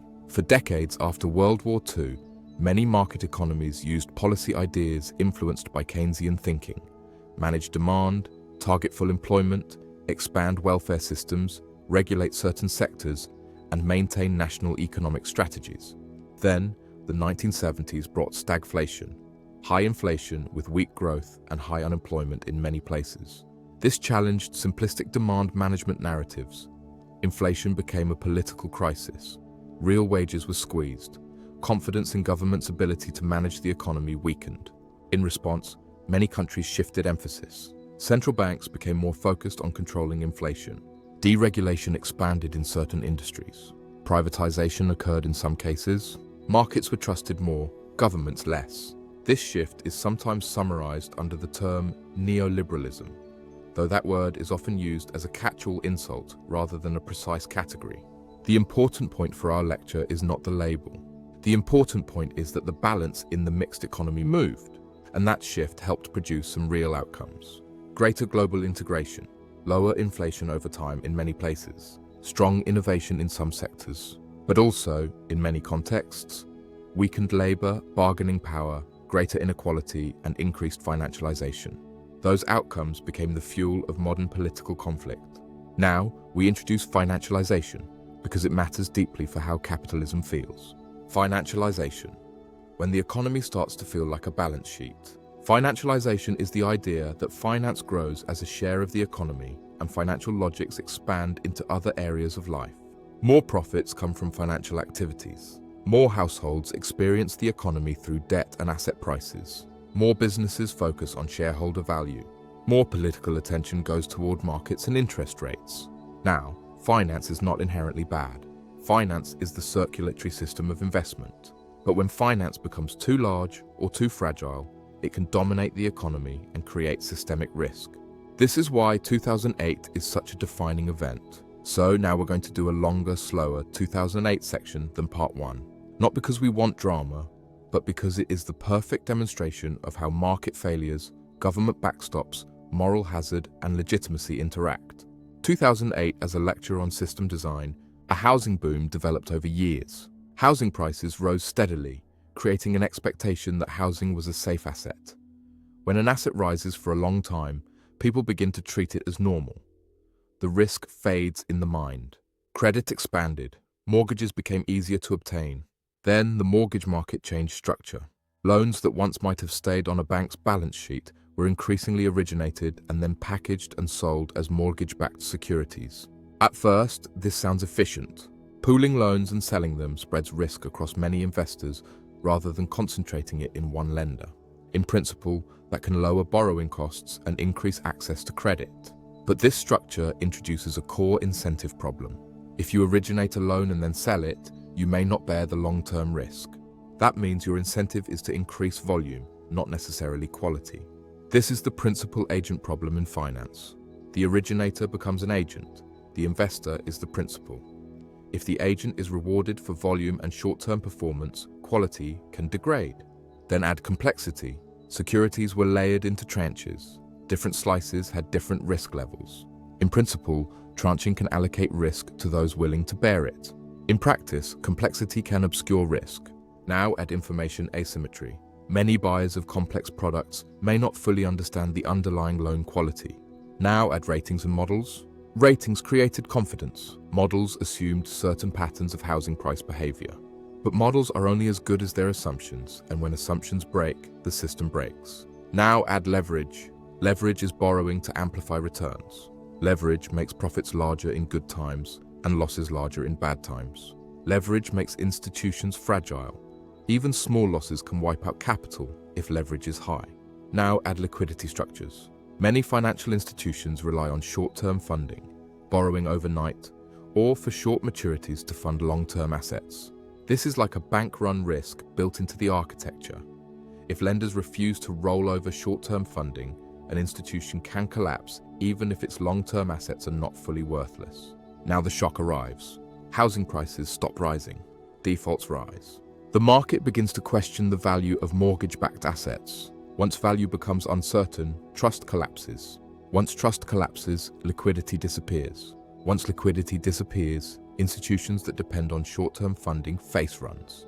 And because institutions are interconnected, fear spreads. This is systemic risk. Now governments and central banks intervene. They intervene because systemic collapse is politically unacceptable. Not because policymakers love banks.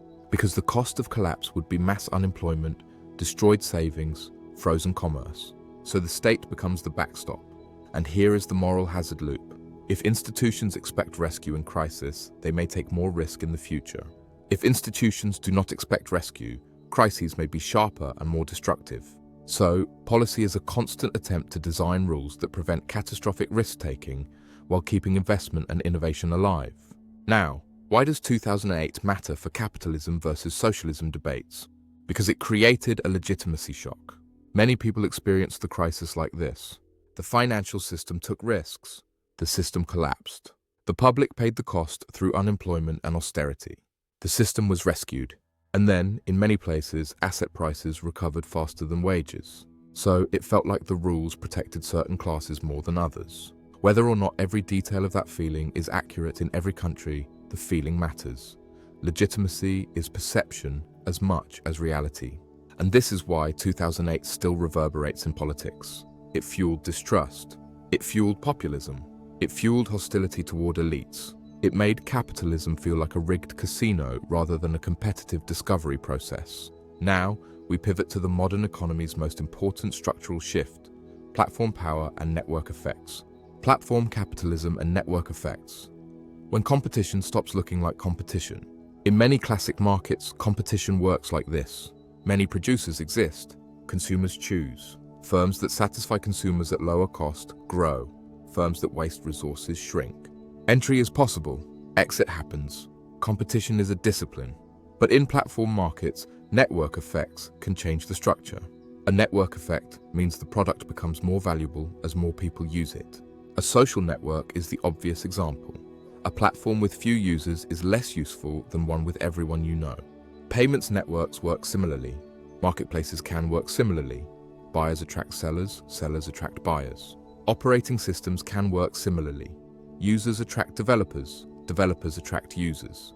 Now, when network effects are strong, markets can become winner-take-most. One platform becomes dominant. Once dominant, switching becomes costly. You lose your social graph, your files, your marketplace reputation, your integrations. Dominance becomes self-reinforcing. In such markets, the free market idea of constant entry and exit becomes less realistic. Dominant platforms can become gatekeepers. They can set fees. They can control who participates. They can control visibility and rankings. They can influence the flow of information. And because so much of modern life depends on these infrastructures, platform power becomes a new form of economic power. This matters for capitalism debates because it changes the moral texture. A market economy with many competing firms feels like opportunity. A market economy dominated by a few platforms feels like dependence. So once again, antitrust becomes central. The goal of antitrust is not to punish success. The goal is to preserve competitive conditions where success must be maintained through continued performance, not locked in by gatekeeping. Now, to make this concrete, think about the difference between a bakery market and a platform market. In a bakery market, opening a new bakery is possible. Customers can try it. Competition can be local and diverse. In a platform market, building a new social network can be almost impossible because value depends on existing users. So, the institutional design challenges differ. This is why modern capitalism debates often focus on big tech and platform power. It's not just cultural, it's structural. Now we move into labor, because this is where most people live the economy. Labor markets and bargaining power. Wages are not just productivity. In textbook stories, wages reflect productivity. But in real life, wages reflect productivity plus bargaining power. Bargaining power depends on alternatives. If you can easily move to another job, you have power. If you are trapped by housing costs, family constraints, or local employer concentration, you have less power. If you are unionized, bargaining power rises. If employers have many applicants and few competitors for labor, wages can be held down. If labor markets are tight and skills are scarce, wages rise. If labor supply floods in faster than demand, wages can stagnate. So labor market outcomes depend on institutions, mobility, and market structure. This is why capitalism feels different across countries. In a society with strong unions and high social insurance, a worker can resist exploitation more easily. In a society with weak safety nets, desperation increases, and wages can be pushed toward the minimum people can endure. This is not because people are more virtuous in one country than another. It's because institutions shape bargaining power. Now, we add globalization to the bargaining power story. Globalization and the asymmetry of mobility. Globalization increases the mobility of capital and goods more than the mobility of labor. Capital can relocate. Factories can move. Supply chains can shift. But workers often cannot move as easily. Language, immigration rules, housing, family, these are constraints. When capital is highly mobile and labor is less mobile, bargaining power can shift toward capital. Employers can threaten relocation. Workers cannot threaten relocation as easily. This can reduce wage growth even in productive economies. Now, globalization also benefits consumers through lower prices and greater variety. It can lift millions out of poverty in developing countries. It can increase global efficiency. So the story is not globalization good or globalization bad. The story is globalization creates total gains but also concentrated losses, and it changes bargaining power. If societies do not provide adjustment mechanisms, retraining, mobility support, regional investment, safety nets, backlash emerges. Because people experience concentrated losses personally and locally, not as national averages. Now, we bring this to housing, because housing determines mobility. Housing, the quiet constraint that turns market economies into class systems. Housing is not just another good. It is shelter, location, and often the main asset a household holds. Housing markets in many places are constrained by supply restrictions, zoning, permitting, local opposition, infrastructure limits, and construction capacity. When demand rises, more people, more income, more credit, prices rise sharply if supply cannot respond. This creates a deeper problem. High housing costs reduce mobility. If you can't afford to move to opportunity, labor markets become less flexible. That reduces workers' bargaining power and can reduce economic dynamism. It also creates a political legitimacy crisis. When housing becomes unattainable for younger generations, they stop believing the system is fair. They stop believing effort leads to stability. So, housing is often the battlefield where market allocation collides most directly with legitimacy. And the politics are complicated because homeowners often benefit from scarcity. Scarcity raises home values. So, you get a political coalition that resists supply expansion, even though supply expansion is what would reduce prices. This is a classic political economy trap. Now, we add climate as a market design problem because it's central to future debates. Climate, the externality that forces redesign of markets. Markets are good at coordinating private costs and private benefits. They are not automatically good at coordinating costs imposed on others unless those costs are priced. Climate is exactly that. Carbon emissions impose global costs, but if those costs are not reflected in prices, market allocation will overproduce carbon-intensive activity relative to what society would choose if costs were accounted for. So, climate policy is fundamentally market design. You can use carbon taxes to incorporate costs. You can use cap and trade to set a total emissions quantity and allow a market in permits. You can use regulations and standards. You can subsidize clean technologies. Different tools have different political and economic trade-offs. But the deep lesson is, climate forces societies to redesign price signals. This becomes one of the defining markets versus government debates of the 21st century. But it's actually, how do we design institutions so markets reflect real costs? Now we add AI because it's a modern creative destruction wave. AI and automation, the new Luddite question, redesigned. Every major technology wave raises productivity and disrupts labor. The Luddite conflict was an early industrial example. Automation in the 20th century reshaped manufacturing. AI will reshape many service and knowledge tasks. The core question becomes, what happens to displaced workers and who captures the productivity gains? There are multiple possible futures. A future where AI increases profits but wages stagnate, increasing inequality and reducing legitimacy.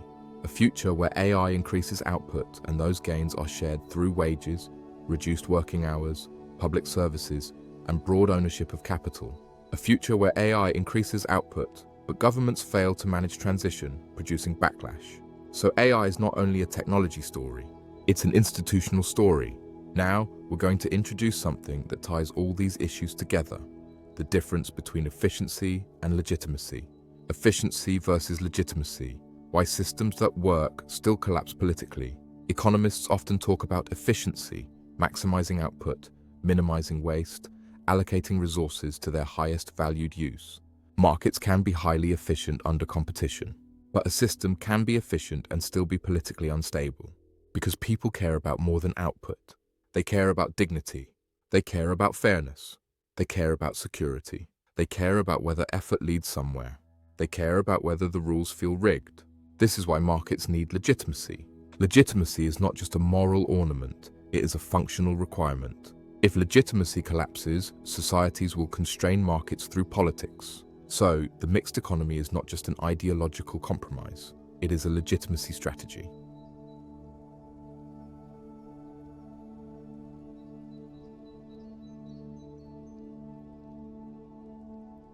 A structured comparison. 3 systems, 5 dimensions. Let's compare free markets, capitalism, and socialism along dimensions that actually matter. First dimension, allocation mechanism. Free markets, price signals, voluntary exchange, competition.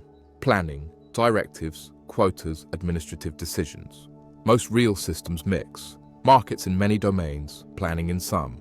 Capitalism, private ownership of productive assets, profits accrue to owners. Socialism, social ownership, profits distributed socially or reinvested collectively. Social democracy, capitalism remains, but distribution is reshaped through taxes and services. Third dimension, innovation and dynamism. Competitive markets can be highly innovative because profit rewards solving problems. Monopoly capitalism can become less innovative because profits come from gatekeeping. Planning can achieve targeted innovation when objectives are clear and resources can be mobilized, but struggles with broad consumer preference diversity. Fourth dimension, stability. Markets can be volatile, cycles, bubbles, crashes. Planning can avoid certain market instabilities, but can create shortages, misallocation, and suppressed feedback. Mixed economies use central banks, fiscal policy, regulation, and safety nets to stabilize. Fifth dimension, freedom and coercion. Planning can provide stability, but can increase political coercion if the state controls livelihoods. Different societies weigh these differently. This is why debates never end. People prioritize different values. Now, we're ready for another major lecture section: how modern debates confuse socialism with government doing things. Socialism is not when the government does stuff.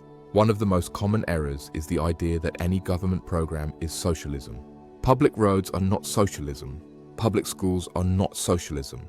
A welfare program is not necessarily socialism. In a capitalist market economy, government can provide public goods and redistribution without changing ownership of production. Socialism, structurally, is about changing ownership claims over the means of production. So, if a country has private firms, private capital, and markets, but also has public healthcare, it is still largely capitalist structurally. You may call it socialized healthcare, but that is a sectoral policy choice, not a full socialist ownership system. This matters because if we can't use words precisely, we can't think precisely. Now, let's build a practical toolkit you can use while listening to other content. The Listener's Toolkit, translating slogans into mechanisms. Whenever you hear a claim, ask, which mechanism is being referenced? If someone says capitalism caused this, ask, is this competition or monopoly? Is this innovation profit or rent seeking? Is this private risk or socialized risk? Is this market pricing or captured rules? Is this a labor bargaining issue? Is this a housing supply constraint? Is this an externality not priced? If someone says socialism caused that, ask, are they describing central planning or social democracy? Are they describing state ownership or public services? Are markets allowed to allocate consumer goods? How are incentives structured? Is feedback suppressed? If someone says free markets fix it, ask, is entry open? Is information transparent? Are externalities priced? Is monopoly power present? Are institutions enforcing contracts and preventing fraud? This toolkit does not tell you what to believe. It tells you how to think. Now, to keep the flow and build length in a meaningful way, we're going to do a set of mini case studies that illustrate how the same label can hide different systems. Mini case studies: why labels mislead. Consider healthcare. In one country, healthcare is mostly private insurance, with market pricing and private provision, but with government regulation. In another, healthcare is publicly financed, with private provision of services under regulated payment schedules. In another, healthcare is publicly financed and publicly provided. All of these can exist under capitalism. The question is, who pays, who provides, and how prices or budgets allocate resources. Now consider education. Public education is a public good investment in human capital. It can exist in capitalist societies. It can exist in socialist societies. The question is not education equals socialism, but how is education financed, provided, and how does it interact with labor markets? Now consider transportation infrastructure. Roads and railways are often publicly funded because they have public goods characteristics and network effects. Again, not socialism by default, but institutional design. Now consider energy. Energy systems often involve heavy regulation because externalities and infrastructure scale create natural monopoly tendencies. Public or private ownership can vary. Again, design. So the next time you hear someone declare that a country is socialist because it has public healthcare, remember the map: ownership and allocation. Now, to end Part 2b in a way that naturally bridges into Part 2c, we will set up the next section. In Part 2c, we're going to go even deeper into how mixed economies manage recessions and inflation, why central banks matter to market economies, why inflation is politically explosive, how austerity debates tie to legitimacy, how modern industrial policy returns, how geopolitics reshapes markets, and we'll do longer, more detailed case studies, especially on how markets and states cooperate in wartime, in development, and in technological races. Because one of the biggest myths is that markets and states are enemies. In reality, modern capitalism has often grown alongside strong states, not in the absence of them. So that's where we go next. That's Part 2b. Let's keep going. And now we move into the part of the map that people feel every day, but rarely connect back to system design. Money, interest rates, inflation, recessions, central banks. If Part 1 built the idea of prices as signals, Part 2c is where we explain what happens when the most important price of all, the price of money, moves. Because in a market economy, the price of money is not just a number on a screen. It shapes housing markets. It shapes business formation. It shapes wages. It shapes investment. It shapes government budgets. It shapes inequality, and it shapes politics. So we'll do a calm lecture version of macroeconomic reality, and we'll connect it back to the capitalism versus socialism debate, because a huge portion of modern anger about capitalism is actually anger about macro instability and asset inflation, especially housing. The central bank, the quiet institution behind the entire market economy. In a market economy, you need a stable money system. In part 1, we said money lowers transaction costs and makes exchange scalable. But modern money systems do more than that. Modern economies rely on credit. Credit expands purchasing power now in exchange for payment later. Credit can fund productive investment, but it can also fuel bubbles. So the financial system has the power to create booms and busts. This is why central banks exist. At a high level, central banks aim to manage the money supply and credit conditions, to keep inflation under control and to stabilize economic fluctuations. That's the sanitized textbook version. But here's the real lived version. Central banks influence interest rates. Interest rates determine how expensive it is to borrow money. Borrowing costs affect whether people can buy homes, whether businesses expand, whether governments can run deficits cheaply, and whether investors pour money into risk assets. So, central bank policy shapes the entire landscape of market outcomes. And now we can connect this to legitimacy. If interest rates fall for a long time, asset prices often rise. Houses become more expensive. Stocks become more expensive. Those who already own assets often benefit. Those who don't own assets feel left behind. So, even when monetary policy is intended to stabilize the economy, it can create distributional consequences. This is one reason people can feel like the system is rigged, even when policymakers are trying to prevent recession. Because what people experience is not the intention. They experience the outcome, inflation. Not just a number, but a redistribution mechanism. Now let's talk about inflation in a way that makes it feel real. Inflation is usually described as prices rising, but that's incomplete. Inflation is also a shift in purchasing power. If wages don't rise as fast as prices, workers lose purchasing power. If debt stays fixed in nominal terms while prices rise, debtors can benefit because they repay in cheaper money. If you hold cash savings and inflation rises, your savings lose real value. If you hold real assets, property, equity, those assets may rise with inflation, protecting you. So inflation is not neutral. Inflation redistributes between groups. It affects the young differently than the old. It affects renters differently than homeowners. It affects debtors differently than creditors. This is why inflation becomes political. Not because people are irrational, but because inflation rearranges the lived economy. Now, here's a key point for our larger theme. A market economy is supposed to use prices as signals. Inflation can distort signals.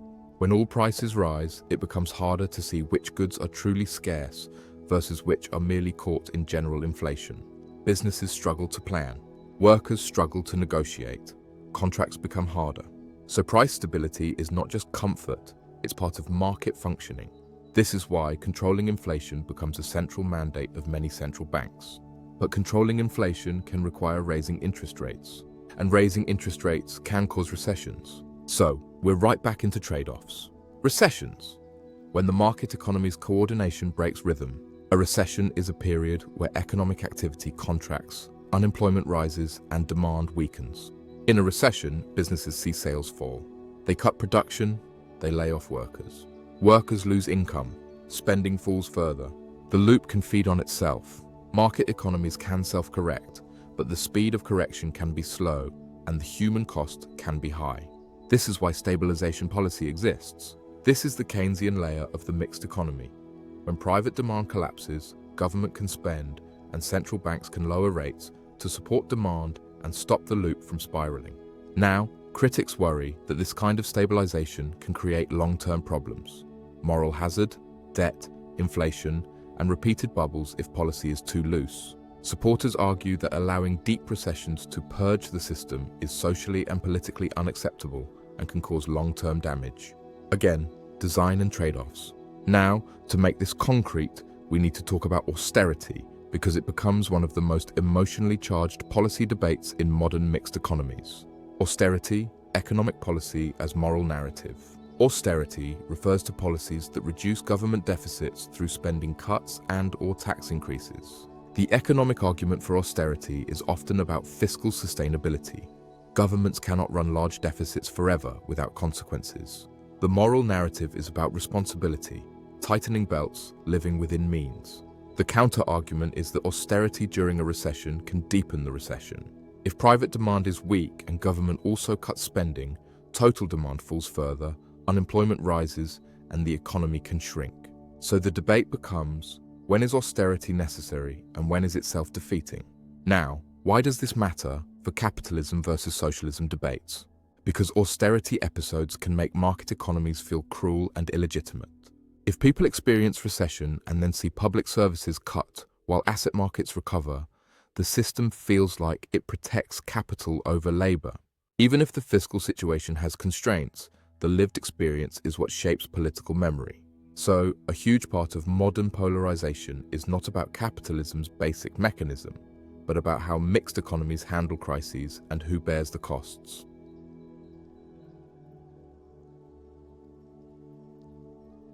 Now, we widen scope again to something fundamental. A common myth is that markets and states are enemies, but historically, modern market economies developed alongside strong states, not in the absence of them.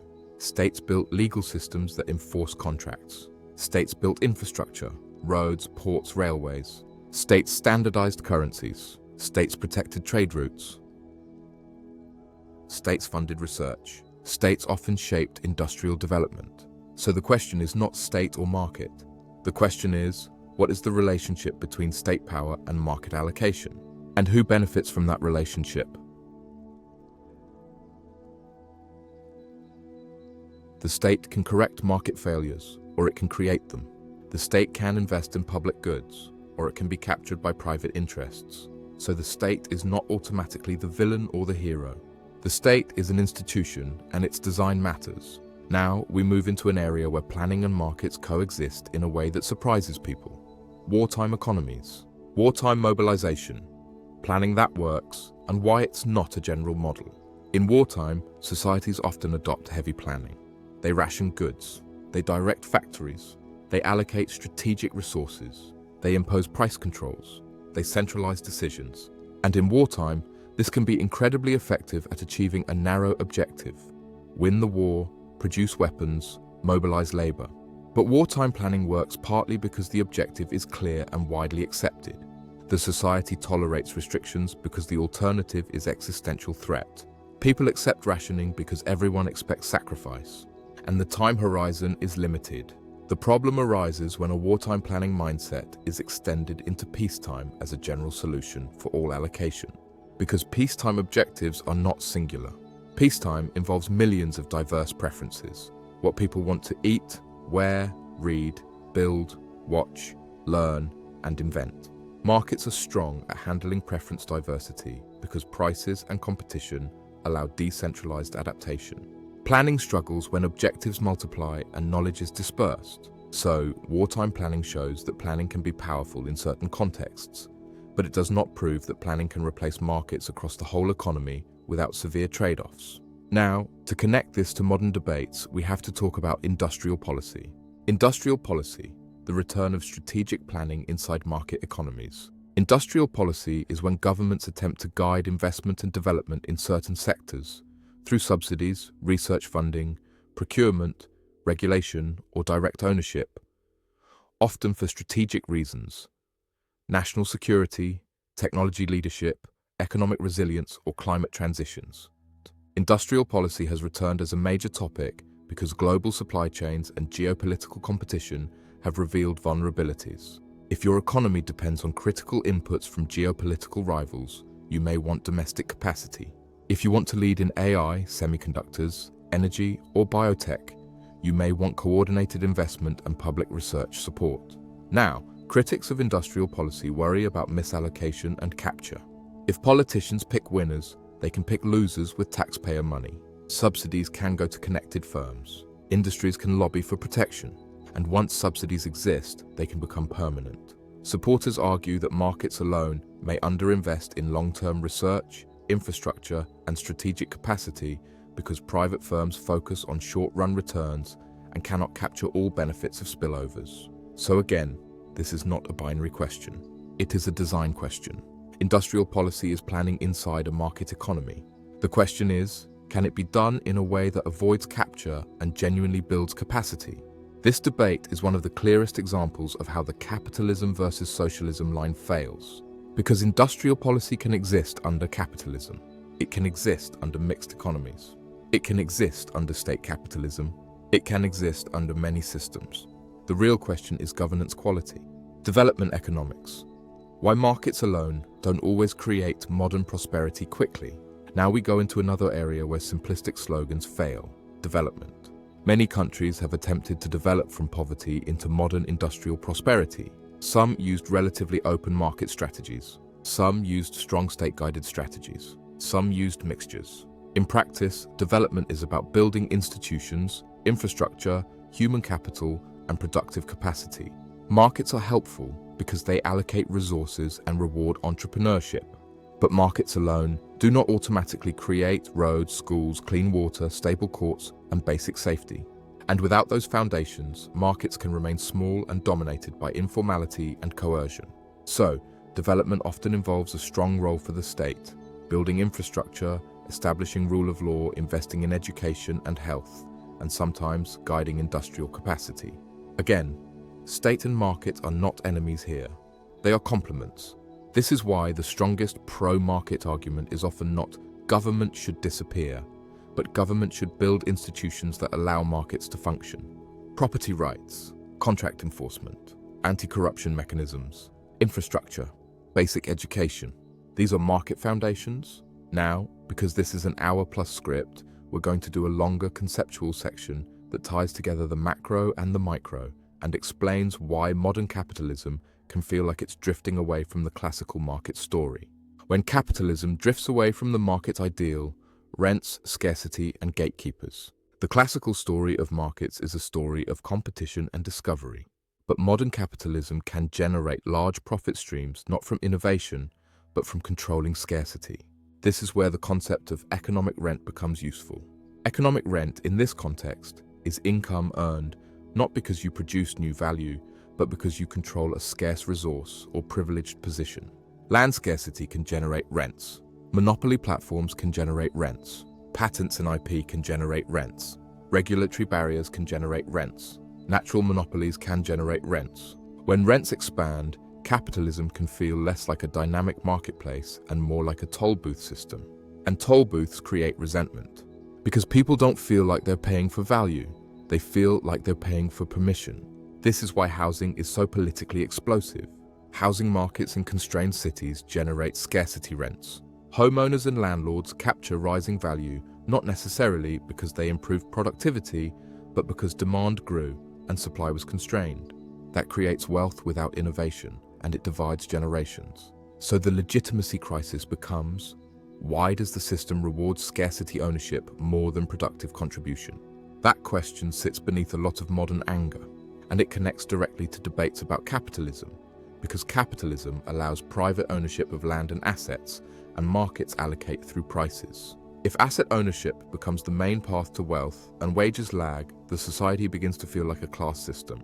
That's not propaganda, that's a structural outcome.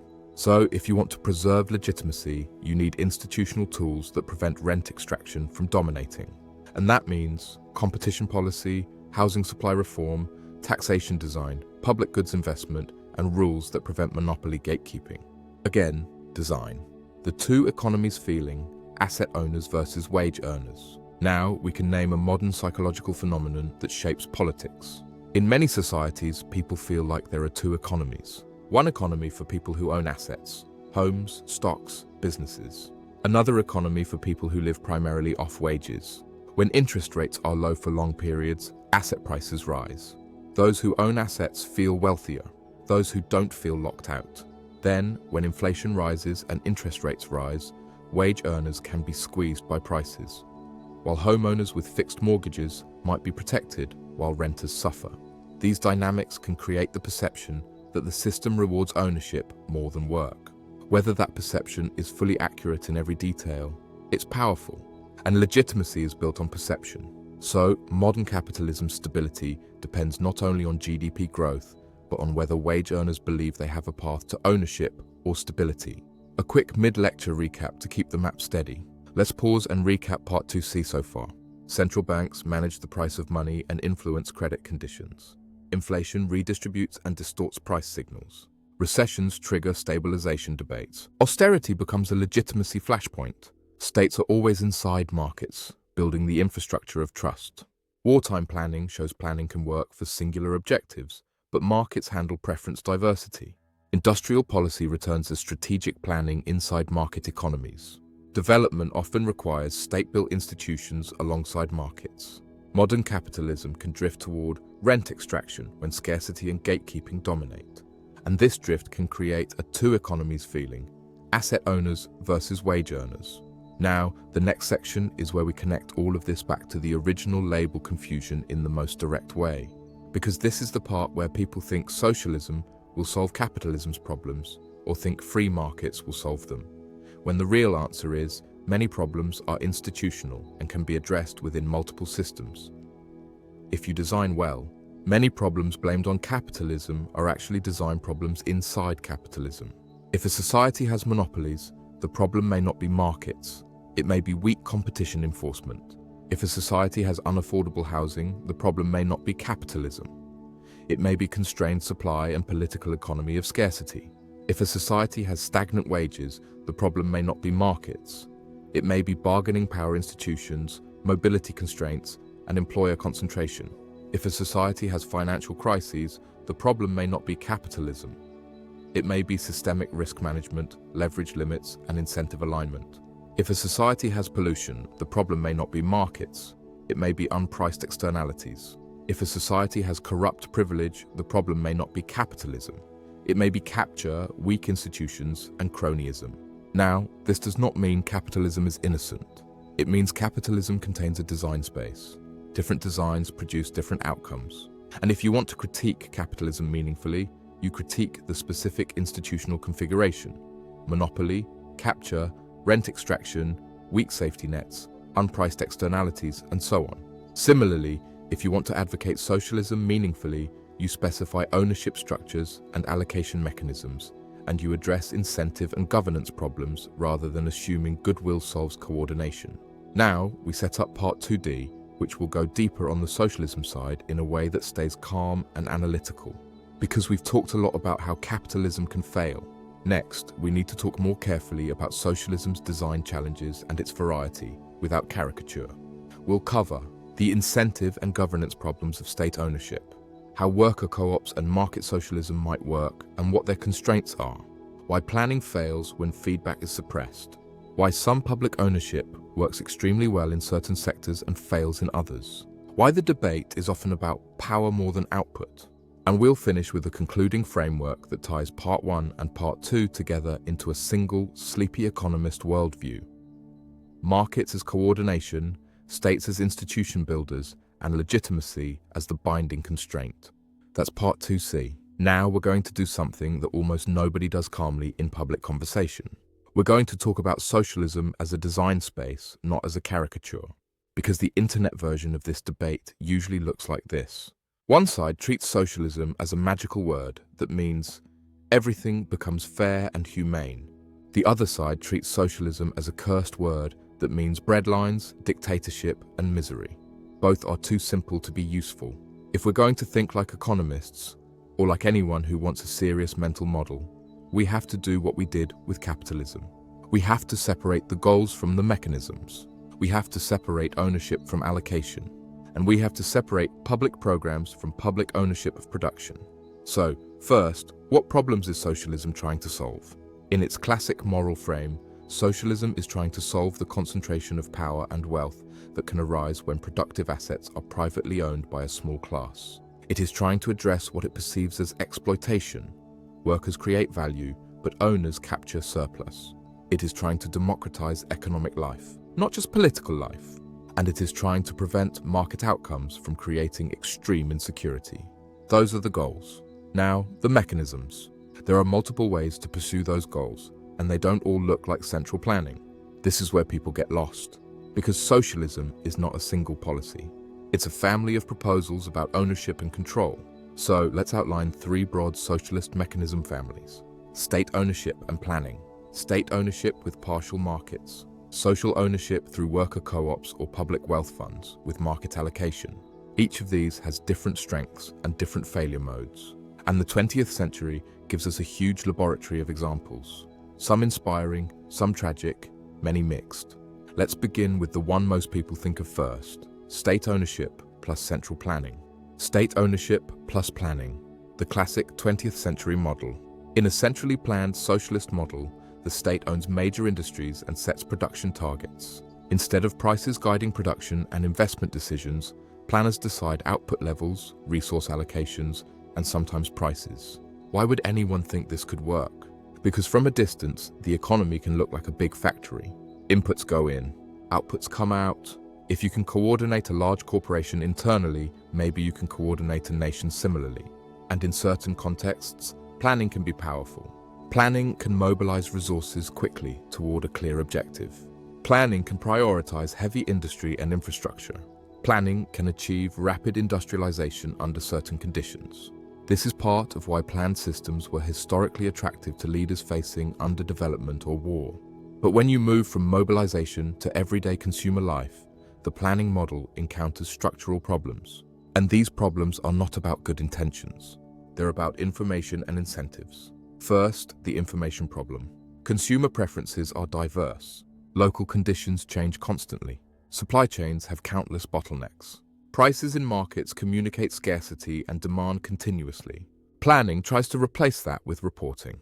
But reports are slow and often distorted because people have incentives to present data that satisfies superiors. Second, the incentive problem.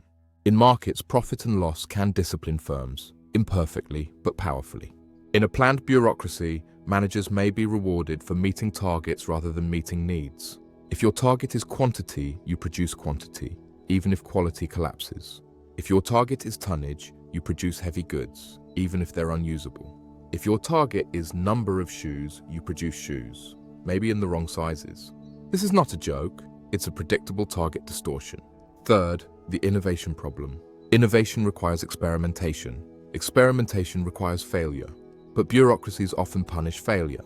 So innovation can become cautious, politicized, or slow, especially in consumer sectors.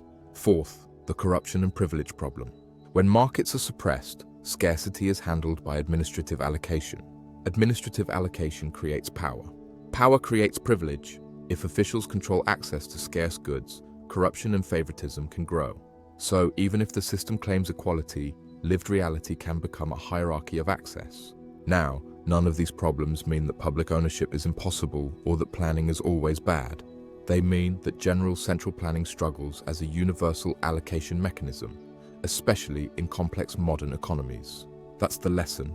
Now, historically, many planned systems achieved real accomplishments in specific domains: heavy industry, space programs, military capacity, literacy campaigns in some contexts, while also struggling with consumer goods, quality, and flexibility. The key is to see both sides: capacity to mobilize, difficulty to adapt, state ownership with partial markets, a hybrid approach. Now we move to a hybrid that many people overlook. Some systems use significant state ownership but allow market mechanisms in many areas.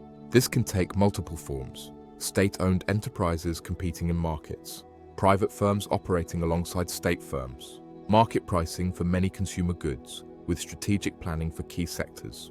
This hybrid approach tries to keep some of the mobilization capacity of the state while using markets for information and flexibility. But hybrids create their own challenges. State firms can have soft budget constraints, meaning they expect rescue and can operate inefficiently. Political goals can distort investment. Competition can be unfair if state firms have privileged access to financing or regulation. Private firms can become politically dependent if access requires connections. So hybrids can be dynamic, but they also risk blending the worst of both worlds if governance is weak. But again, design matters. A well-governed hybrid can achieve impressive development outcomes. A poorly governed hybrid can become corrupt and rigid. Market socialism and worker ownership, markets with different profit claims. Now we come to the most conceptually interesting part for modern listeners: market socialism. Market socialism tries to keep price signals and competition while changing who owns firms and who receives profits. Instead of private shareholders owning firms, workers might own firms, or the public might own a diversified fund that owns shares broadly and distributes dividends socially, or cooperatives might dominate. The appeal is clear. You preserve the information processing benefits of markets. You reduce the class divide between owners and workers. You distribute profits more broadly. You potentially reduce inequality without needing endless redistribution through taxes. But market socialism has design challenges too. First, investment and risk. In capitalism, owners and investors bear risk and receive returns. In worker-owned firms, workers may be reluctant to take risks that could threaten their jobs and savings simultaneously. If workers' income and wealth are tied to the same firm, failure becomes catastrophic personally. So, a cooperative system needs mechanisms for diversified risk and capital investment. Second, growth and scaling. Cooperatives can be excellent at certain scales and industries, but scaling governance can be hard. Decision-making can slow if democratic processes are not designed carefully. Third, entry and entrepreneurship. If ownership is tied to existing workers, how do you handle new entrants? How do you fund new ventures? How do you reward innovation without recreating a new elite? These are solvable design issues, but they are real. So market socialism is not a magic wand. It's a different design space. And what's valuable is not picking a tribe, it's understanding the levers. Public ownership, when it works well and when it struggles. Now, let's talk about something very practical. Public ownership of certain sectors. Even in capitalist market economies, public ownership has sometimes been used for utilities, railways, water systems, energy grids, postal services. In many cases, these sectors have natural monopoly characteristics. A natural monopoly exists when the infrastructure cost is so high and duplication so inefficient that one provider tends to dominate. Think of water pipes, electricity distribution, rail tracks in many contexts. If competition is structurally difficult, then the question becomes, do you regulate a private monopoly, or do you own it publicly, or do you build a tightly controlled franchise model? Public ownership can work well when the service is standardized and stable. The objective is reliability more than innovation. The infrastructure has natural monopoly characteristics. There is strong governance and accountability. Public ownership can struggle when the sector requires rapid innovation and experimentation. Political incentives distort pricing and investment. Short-term politics underfund long-term maintenance. Management becomes insulated from performance pressure without oversight. So again, design and governance. The state versus market slogan misses the real question. What sector, what structure, what accountability, what incentives? The planning critique, revisited, feedback is everything. Now let's return to planning, because here is the deepest reason planning fails when it fails. Feedback. Markets produce feedback through prices, profits, losses, and consumer switching. It's messy, but it's continuous. Planning can suppress feedback unintentionally. If prices are fixed, scarcity doesn't show up as price changes. It shows up as shortages and queues. If firms are protected from failure, inefficiency can persist. If reporting is politicized, problems get hidden. And when feedback is hidden, the system cannot correct quickly. This is why economists who defend markets often sound almost spiritual about prices. They're not praising greed, they're praising feedback. They're praising a decentralized information channel. Now, critics respond. Markets also have distorted feedback. Monopoly can distort prices. Externalities can distort prices. Information asymmetry can distort transactions. Advertising can manipulate preferences. So, the market defense is strongest when it's paired with the institutional correction story. Preserve competition, price externalities, enforce transparency, prevent fraud. That's the mature mixed economy argument. Use markets, fix failures. Why socialism debates are often about power more than output. At this point in the lecture, I want to say something that sounds political, but is actually analytic. Many socialism arguments are not primarily about GDP. They're about power. Who has control over workplaces? Who has control over investment? Who has control over the shape of daily life? Who is dependent on whom? A society can be wealthy and still feel dominated. A society can be productive and still feel humiliating to many. So, when people are drawn to socialism, they may be drawn to the promise of reducing dependency on private owners. When people fear socialism, they may fear dependency on state officials. Notice that both fears are about dependency and power. The argument is, which form of dependency is more tolerable and which can be checked more effectively? Private power can be checked by competition, unions, regulation, and democratic institutions, if they work. State power can be checked by democracy, rule of law, and institutional constraints, if they work. So the real question becomes institutional. What checks are reliable? The democracy constraint. Economic systems are political systems. Now, a crucial point that keeps our map realistic. Economic systems do not run in the air. They run inside political systems. A centrally planned system can become authoritarian because central allocation concentrates power. A capitalist system can become oligarchic if wealth buys politics and competition is crushed. So both systems contain political risks. The key variable is whether institutions prevent concentration from becoming domination. This is why, in many societies, the fight is not really about capitalism versus socialism. It's about whether democracy can constrain both private and public power. Now, we've talked about socialism and capitalism as design spaces. Next, we're going to do a set of longer historical and institutional examples to make this feel grounded. Because this is where listeners usually ask, okay, but what happened when people tried these things? That's what we do in Part 2E. We'll examine how market economies evolved welfare states after crises, why some planned systems industrialized quickly but struggled with consumer sectors, how reforms introducing market signals changed performance in various contexts, why state capitalism emerges as a stable hybrid for some countries, how antitrust rises and falls in capitalist societies, and how the present era, platform power, housing scarcity, and macro cycles creates a new legitimacy crisis. So Part 2D is the conceptual toolkit for socialism beyond slogans. It doesn't tell you what to worship. It tells you what to examine: information, incentives, feedback, accountability, and power. That's Part 2D. Now, we're going to do what a real college lecture does when the concepts are on the board. We're going to walk through history as a laboratory, not history as propaganda, not history as a victory lap. History is a sequence of design experiments, some intentional, some accidental, where societies tried different mixtures of markets, ownership structures, regulation, and planning. And in each case, we'll ask the same quiet questions. How did allocation work? Who owned what? What incentives were created? What feedback existed? What were the political constraints? And most importantly, what happened to legitimacy? Because legitimacy, again, is the binding constraint. A system can be efficient on paper and still collapse politically. A system can be imperfect on paper and still endure because it maintains trust and stability. So we'll take several case study arcs, and we'll start with a theme that is easy to miss. The market economy is not just a system of exchange, but a system that constantly reorganizes society, and society responds. Case study, Arc 1. The industrial age and the birth of the social question. In the early industrial era, markets expand rapidly. Factories concentrate production. Urban labor markets become central. Wage labor becomes the default. But the early phase often has a familiar pattern. Working conditions are harsh. Wages are low. Hours are long. Accidents are common. Children work. Housing is overcrowded. Public sanitation is weak. Now, it's important not to treat this as a morality tale where markets cause suffering by intention. The more accurate mechanism is, when labor supply is abundant and safety nets are absent, workers have low bargaining power.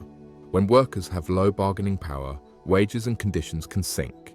When production is concentrated and externalities are unpriced, public health and environmental conditions degrade. The initial political response is often not socialism immediately, it's the recognition of the social question. How do we keep industrial capitalism from tearing the society apart? This is where you see the rise of labor unions, workplace safety laws, child labor restrictions, public health infrastructure, housing reforms, education expansion, and eventually, social insurance. Here's the key point. These reforms are not the abandonment of the market economy. They are the adaptation of the market economy to preserve legitimacy. Industrial capitalism proves productive, but it is not self-legitimizing. So, political systems graft social protections onto it. This is one reason why modern capitalism is almost never pure laissez-faire. Because pure forms cannot sustain legitimacy once societies reach certain expectations of dignity and security. So the first lesson of the industrial age is, markets create growth but also disruption.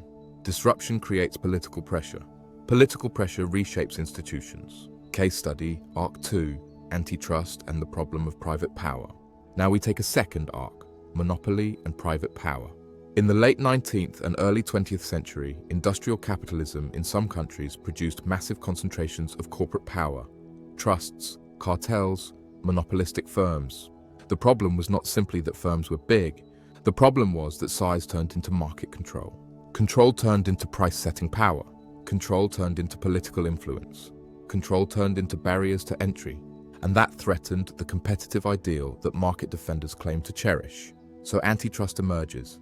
Antitrust is often misunderstood as anti-capitalist, but historically, antitrust can be seen as pro-market. It aims to preserve competition so that capitalism remains a discovery process rather than a toll booth system. This is a recurring pattern. When capitalism becomes too concentrated, political pressure builds for regulation and antitrust. When regulation becomes too heavy or captured, political pressure builds for liberalization. The system oscillates. This is not randomness, it's legitimacy rebalancing. If the public perceives monopoly extraction, it demands constraint. If the public perceives stagnation and bureaucracy, it demands freedom. So the second lesson is, competitive markets do not maintain themselves automatically. They require institutional maintenance. Case study, Arc 3, the Great Depression and the expansion of macro governance. Now we take the next major arc, the Great Depression. If industrialization raised the social question, the Great Depression raised the stability question. The Depression shattered the belief that markets always self-correct quickly. Unemployment persisted, businesses failed, demand collapsed, people lost savings, and political extremes gained ground. This created the political and intellectual opening for new tools. Keynesian ideas become influential. Government spending and monetary policy can stabilize demand. Bank regulation expands. Deposit insurance emerges in some contexts. Public works programs appear. Social insurance expands. Now, you can interpret these shifts ideologically, but the deeper story is functional. When markets create catastrophic instability, societies either accept collapse as discipline, risking political radicalization, or intervene to stabilize, risking moral hazard and state expansion. Most chose intervention, because legitimacy cannot survive mass unemployment indefinitely. This is why the mixed economy expands in the mid-20th century, not because everyone became socialist, because societies realized they needed macro governance to prevent depression-scale collapses. So the third lesson is, stability is not free. If you want the benefits of market dynamism without catastrophic collapses, you need macro institutions. Case study, Arc 4, post-war welfare states as a bargain with capitalism. After World War II, many societies in Europe and elsewhere built larger welfare states. Why? Partly moral learning, partly political strategy, partly macro stabilization, and partly the lived memory of depression and war. The welfare state is a bargain. Markets allocate, firms innovate, growth expands. But the state provides education and health investment, pensions and unemployment insurance, public housing in some cases, labor protections. These systems varied widely, but the underlying function was similar. Preserve legitimacy by cushioning market volatility and reducing extremes. Now, critics worry welfare states reduce incentives or become fiscally heavy. Supporters argue welfare states preserve social peace and long-run human capital. Again, design. But the historical point is, many societies found that capitalism with a welfare state was more stable than capitalism without one. So the fourth lesson is, the welfare state can be a stabilization technology for market societies. Case study, Arc 5, the 1970s stagflation and the return of market emphasis. Now, we revisit the 1970s briefly in a historical frame. Stagflation undermined confidence in certain policy mixes. Inflation felt like a breach of trust, because inflation erodes purchasing power and makes the system feel dishonest. So policy emphasis shifted. Central banks became more focused on inflation control. Deregulation expanded in certain sectors. Global integration accelerated. Now, for many people, this era is read as markets liberated. For others, it is read as labor weakened. Both can be true depending on context. The point is not to label the era. The point is to see the mechanism. When inflation threatens legitimacy, societies prioritize price stability. When price stability is prioritized, interest rates may rise. When interest rates rise, labor markets may weaken. When labor markets weaken, bargaining power can shift. So you can see how macro governance influences distribution, which influences legitimacy. So the fifth lesson is, macroeconomic policy is never purely technical. It shapes social outcomes. Case study. Arc 6. The fall of central planning as a general model. Now we move to the other side of the 20th century experiment. Centrally planned socialist economies. This is a sensitive topic because people use it to prove ideological claims. But our goal is to extract mechanisms. Planned systems achieved certain outcomes. Rapid industrialization in some cases, mass literacy campaigns in some cases, large-scale infrastructure and military capacity, and sometimes basic provision improvements compared to pre-industrial poverty. But planned systems also struggled with consumer goods variety and quality, chronic shortages, misallocation due to distorted targets, suppressed feedback, innovation limitations in certain domains, and often political repression, because centralized economic control concentrated power. Over time, these issues contributed to stagnation and legitimacy loss. When legitimacy weakens, reforms appear. Some reforms introduce market mechanisms, allowing prices, allowing private enterprise in limited areas, allowing competition, decentralizing decisions. In many contexts, introducing market signals improved flexibility and output, but reforms also created new conflicts, inequality, corruption, and political struggle over who captures new rents. So the sixth lesson is, planning can mobilize, but markets are hard to replace as a general feedback system in complex economies. And power concentration creates political risks. Case study, Arc 7, Reform Hybrids and State Capitalism Dynamics. Now we discuss a modern hybrid category often called state capitalism. State capitalism is not a single model, but generally involves strong state influence or ownership in key sectors, market mechanisms and private enterprise in many areas, strategic direction of investment and development. This model can deliver rapid growth when the state builds infrastructure and institutions. The bureaucracy is competent. Investment is directed toward productive capacity. Markets provide feedback and flexibility. But it can struggle when the state becomes captured by elites. State firms become inefficient. Political goals override economic efficiency. Corruption expands. Competition is suppressed. So again, governance quality is crucial. This is one reason why different countries with superficially similar state capitalist features can have very different outcomes. The model is not a guarantee. It is a design space with risks. So the seventh lesson is, hybrids can work, but they require strong governance to avoid capture and inefficiency. Case study, Arc 8, 2008 revisited as legitimacy fracture and the modern populist era. Now, we return to 2008, but we frame it historically. The crisis is not just an economic event, it is a legitimacy event, because it created a pattern that many people now believe is permanent. Profits are private, losses are socialized, assets recover faster than wages, and institutions protect insiders. Now, the reality is complicated. Many policymakers acted to prevent total collapse. Some reforms followed, but the narrative took hold, and narratives shape politics.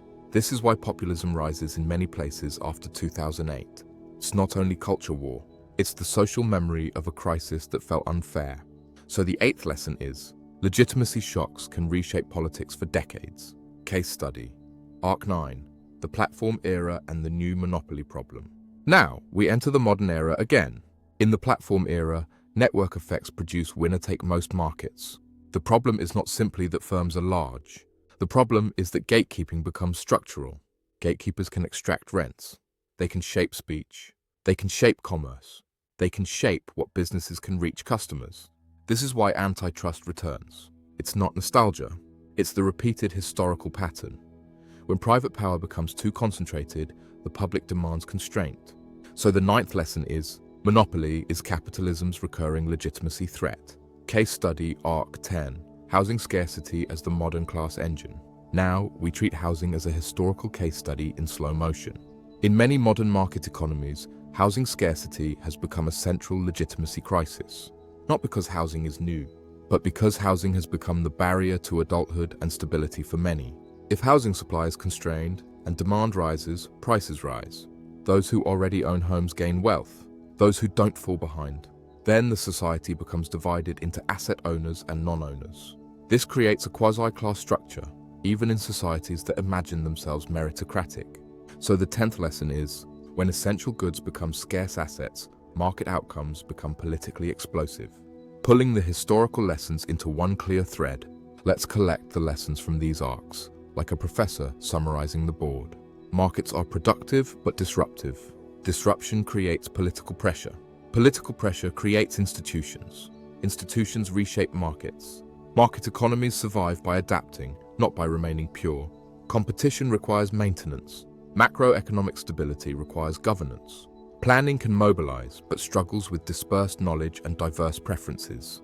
Hybrids can work with strong governance and fail with capture. Legitimacy shocks reshape politics. Monopoly and rent extraction threaten legitimacy repeatedly. Housing scarcity is a modern legitimacy crisis engine. Now we are ready to move toward the conclusion and synthesis. Because part 1 and part 2 are not just information. They are meant to produce a coherent Sleepy Economist worldview. Calm, analytical, anti-slogan. So in part 2F, we will do the synthesis. We'll create a simple framework you can carry. 3 levels: coordination, power, legitimacy. Coordination: markets and prices as decentralized information processing. Power: ownership and bargaining shaping outcomes. Legitimacy: the social acceptance that keeps the system stable. And then we'll close with a gentle, grand ending that fits your channel. Not an argument, but a quiet map of reality. That's part 2E. As we come to the end of tonight's lecture, let's gather everything into a single, quiet framework you can carry. Not a slogan, not a side, not a tribe, a way of seeing. Because the market economy is not one simple idea. It's a living arrangement, an evolving bargain between how we coordinate resources, who holds power over production, and whether ordinary people accept the results as fair enough to live with. So here is the framework. 3 layers: coordination, power, legitimacy. Almost every argument you will ever hear about capitalism, socialism, free markets, government intervention, inflation, monopolies, inequality, or crises is really an argument about one of these layers, or about confusing them. First, coordination. Coordination is the original problem of economics. Scarce resources, endless wants, uncertain futures. A market economy solves much of this through decentralized exchange and price signals. Prices compress knowledge. They tell producers what's scarce, what's wanted, what's oversupplied, what's profitable, what's wasteful. And when competition is real, this system can be astonishingly productive, like a vast distributed intelligence, constantly updating, constantly adapting. This is why markets emerge naturally, like language. No one invented them fully formed. They grew, they spread, and they refined themselves through countless small decisions across centuries. But coordination is not the whole story, because an economy can coordinate efficiently and still feel cruel. Which brings us to the second layer: power. Power is what happens when coordination flows through ownership and bargaining. Who owns the assets? Who controls the firms? Who receives profits? Who sets the terms of work? Who can block entry?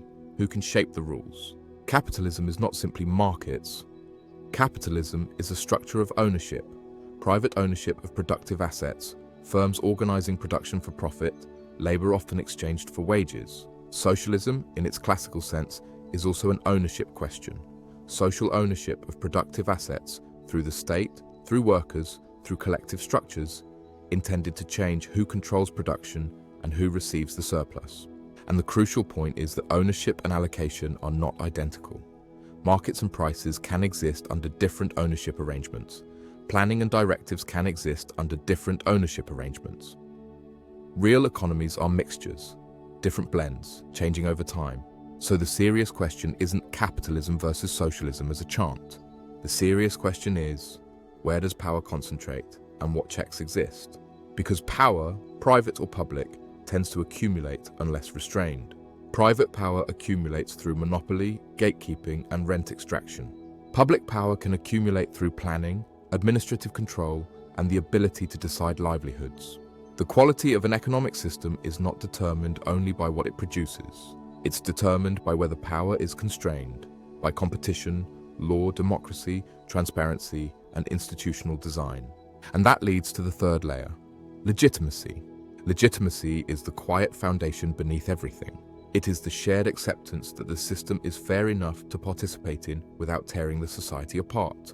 Legitimacy is not a philosophical garnish. It is a structural requirement. A market economy can be productive and still collapse politically if it feels rigged, if housing becomes unattainable, if wages stagnate while asset owners soar, if crises are absorbed by the public while gains are privatized, if monopolies become toll booths, if corruption replaces competition, if ordinary effort no longer feels connected to stability. This is why welfare states appear, not merely as kindness, but as shock absorbers that make market dynamism livable. This is why central banks exist, not merely as technocrats' toys, but as institutions meant to prevent demand collapses and inflation spirals from ripping legitimacy apart. This is why financial regulation returns after crises, not merely to punish, but to prevent systemic risk from becoming social catastrophe. This is why antitrust returns when concentration grows, not merely to restrain success, but to preserve competition as the discipline that keeps capitalism from becoming a closed aristocracy of incumbents. And this is why the debate never ends, because the market economy is not a finished machine. It is an evolving settlement, a settlement between growth and stability, between freedom and security, between dynamism and dignity, between the efficiency of prices and the human need for fairness. So, when you hear free market, listen for the coordination claim, and then ask about its power and legitimacy. When you hear capitalism, listen for the ownership claim, and then ask about competition, capture, monopoly, and distribution. When you hear socialism, listen for the power claim, and then ask about incentives, feedback, governance, and the checks on state authority. And when you hear someone speak with certainty, absolute certainty, that one word explains everything, recognize what it usually is. Not analysis, identity. Tonight wasn't about identity. It was about seeing that markets are a remarkable coordination technology, seeing that ownership and bargaining shape who benefits, seeing that legitimacy is the constraint that decides what survives. Because in the end, societies don't keep systems simply because they are productive. They keep systems because they feel endurable. They keep systems when trust holds, when people believe the rules are real, the field isn't completely tilted, and there remains a path from effort to stability. So that's the final lesson. A market economy is not good or bad as a single object. It is a toolset, a living architecture. And like all architectures, it can be built to uplift or built to extract. The future is not decided by slogans. It's decided by design. Good night.